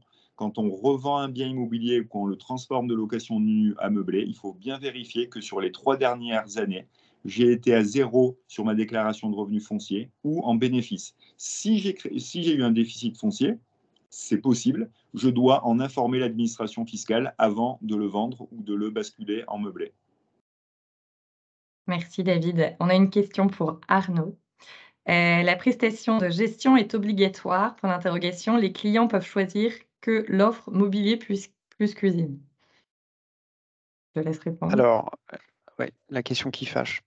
En fait, oui, on a construit la solution meublée vraiment avec notre service de gestion. Alors, de façon très transparente avec vous tous, évidemment, parce qu'on a intérêt à garder les clients avec nous, hein, plutôt que voilà. Bon. Après, il y a aussi ce que j'évoquais tout à l'heure, c'est-à-dire que toute la toute la mise en œuvre de la solution et notamment la partie qui est quand même importante pour la pérennité de la solution meublée, qui est la partie service après-vente, est assurée par nos équipes. On assure aussi, ça je ne l'ai pas dit tout à l'heure, mais ça donne un exemple, on assure une double réception du bien, c'est-à-dire qu'on va être aux côtés de votre client quand il réceptionne son bien auprès du promoteur en réception VFA classique. Et bon, ça, c'est ce qu'on fait systématiquement auprès de tous nos propriétaires bailleurs. Et puis, immédiatement après, on fait intervenir notre prestataire qui va s'occuper de poser la cuisine et le mobilier, et on assure une seconde réception du bien meublé. Voilà, bon, typiquement, ce type de prestation nous semble tout à fait nécessaire pour proposer une solution qui soit industrialisée et qui a vraiment vocation à être beaucoup reproduite. Donc, à la marge, il peut nous arriver d'accepter de retirer la gestion parce qu'on n'est pas contre le business, évidemment. Par contre, ça doit rester exceptionnel. Merci Arnaud. Nouvelle question comptable. Quels sont les avantages de la SARL familiale par rapport à la SCI soumise à l'IS pour le LMNP?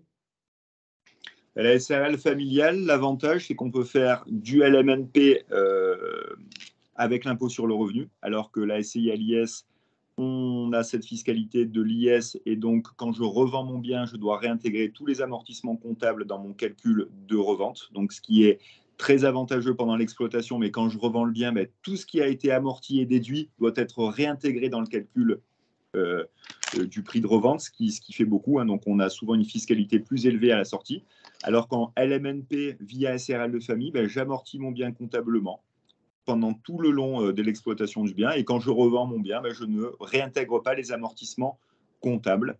Et également la SARL de famille, ce qui est intéressant, c'est de pouvoir démembrer les parts.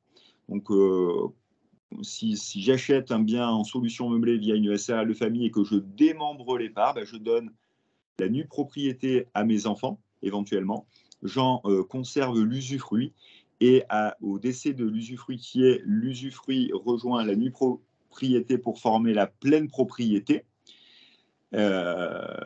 Et du coup, il n'y a pas d'impôt sur la plus-value. Donc le démembrement est une optimisation fiscale sur les droits de succession qui existe en France depuis Napoléon. C'est lui qui l'a inventé. Et donc, du coup, c'est quand même très avantageux, et ça ne se fait pour la location meublée qu'en SARL de famille. Je rajoute juste une chose sur ce que disait tout à l'heure Arnaud sur les reventes par exemple, de solutions meublées. Ça aussi, c'est un point important. Il faut savoir qu'aujourd'hui, il y a un vrai marché qui s'est créé en France sur les ventes d'appartements destinées à de nouveaux investisseurs. Ça peut être les sociétés que vous pouvez voir à la télé comme Mastéos, comme Bings, etc. Ce sont des sociétés très puissantes, entre guillemets, parce qu'ils ont levé quand même beaucoup d'argent. Et aujourd'hui, des investisseurs français ou partout dans le monde achètent des biens immobiliers pour les vendre à des investisseurs, et souvent, et même quasiment tout le temps, ces biens sont revendus déjà meublés. Donc quand vous proposez à un de vos clients un achat dans le neuf avec tout un équipement, avec du mobilier, un jour, il pourra possiblement le vendre plus rapidement, plus facilement à un nouvel investisseur. Parce qu'aujourd'hui, un investisseur, quand il achète, il peut être dans une ville différente, et il a envie peut-être que l'appartement soit déjà équipé, soit déjà parfaitement meublé et décoré. Et le fait de lui vendre un appartement Cogedim qui aurait par exemple quelques années, qui soit parfaitement équipé, meublé, décoré, pour un futur investisseur, c'est quand même très intéressant. Merci. Une question pour Arnaud. Est-ce que votre offre de gestion locative du meublé avec la mise en meuble, installation du mobilier et de la cuisine fonctionne aussi pour de la colocation? Si oui, bail individuel ou solidaire? Oui, alors ça fonctionne tout à fait en colocation, et c'est d'ailleurs une question tout à fait intéressante parce que la solution meublée, on peut peut imaginer que c'est beaucoup pour plutôt des petits appartements, qui sont les appartements qui sont privilégiés en général par les investisseurs. Mais effectivement, vous avez tout à fait raison. La colocation, ça fonctionne parfaitement bien avec le LMNP. Et il y a beaucoup de villes, notamment de villes universitaires, où il y a une forte demande pour de la colocation, et où d'ailleurs ça matche aussi bien avec ce qui se passe dans la plupart des sociétés de promotion qui ont souvent du stock en appartements assez grands, parce que les villes demandent aux promoteurs des appartements familiaux, beaucoup, qui ne sont pas toujours très faciles à vendre. Et donc, ça peut créer des opportunités tout à fait intéressantes en investissement avec des appartements type 3 pièces, 4 pièces.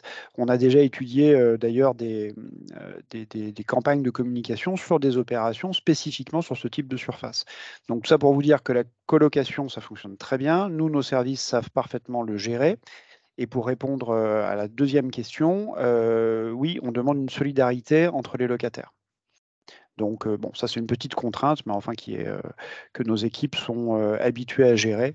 Donc, quand un colocataire s'en va, il faut que tous les colocataires re-signent le bail pour que tout le monde soit solidaire. Merci Arnaud. On va faire 3 dernières questions.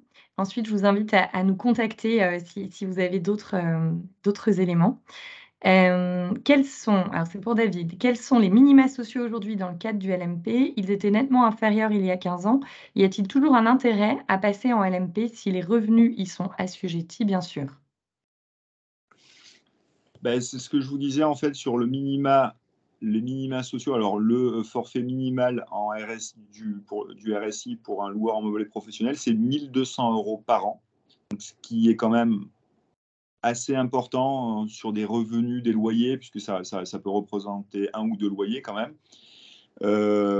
Est-ce qu'il est toujours intéressant de passer en LMP?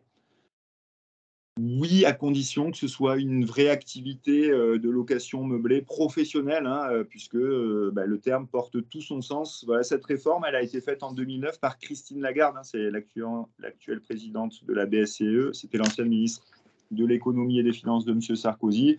Elle a parfaitement bien fait cette réforme pour faire en sorte que, avant, beaucoup de gens pouvaient devenir LMP comme ça. Aujourd'hui, il y a un effet ciseau. Quand on est loueur en meublé professionnel, il y a un vrai engagement. On est assujetti au RSI. Les revenus de location meublée sont nos revenus principaux. Ils dépassent bien 50% des revenus d'activité. Je peux essayer d'avoir une exonération IFI. C'est un petit peu compliqué, mais je peux essayer. Et l'intérêt qui a perdu un peu de sa superbe de passer en LMP, c'était ce qu'on appelle pour le pacte Dutreil. Vous savez qu'en France, il existe une optimisation fiscale pour transmettre sa société. Tous les chefs d'entreprise l'utilisent souvent, enfin beaucoup l'utilisent, pour bénéficier d'une exonération de 75% de la valeur de la société quand on transmet sa société à ses enfants. Et c'est vrai que avant, le LMP était dutrayable. Ça veut dire que si on avait un patrimoine de 10 millions d'euros en LMP, on aurait pu donner ce patrimoine et payer des droits de succession seulement sur 2 500 000 et non pas sur toute l'assiette grâce au pacte Dutreil. Mais ce n'est plus le cas depuis quelques années. Donc c'est vrai que le LMP n'a pas forcément beaucoup d'intérêt, hormis à être un professionnel de l'immobilier, faire de la location meublée professionnelle avec des achats-reventes, éventuellement acheter, rénover, revendre, etc. Mais c'est vrai que pour un particulier un petit peu lambda, être loueur en meublé professionnel, c'est plus de contraintes déclaratives, sociales avec le RSI, pour pas forcément beaucoup d'avantages fiscaux et patrimoniaux. Merci David. Une dernière question et ensuite on passera la parole à Denis qui souhaitait ajouter quelque chose sur sa présentation. Je mettrai également un mail pour vos futures questions auxquelles on pourra vous répondre. Donc cette dernière question, les amortissements générés par une acquisition en LMNP peuvent-ils permettre de réduire et d'effacer les revenus fonciers générés par un bien possédé en Pinel depuis 3 ans? Non.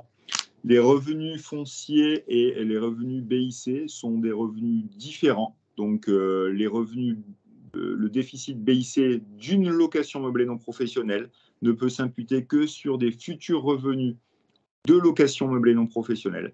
Et même un déficit BIC de location meublée ne peut pas s'imputer sur un bénéfice BIC, par exemple, d'une activité commerçant, artisan ou autre. Voilà. Donc, c'est bien compartimenté. Et donc, un déficit foncier peut s'imputer sur des futurs bénéfices fonciers de location nue. Mais un déficit BIC ou un déficit foncier ne peut pas s'imputer entre eux. Voilà, c'est impossible.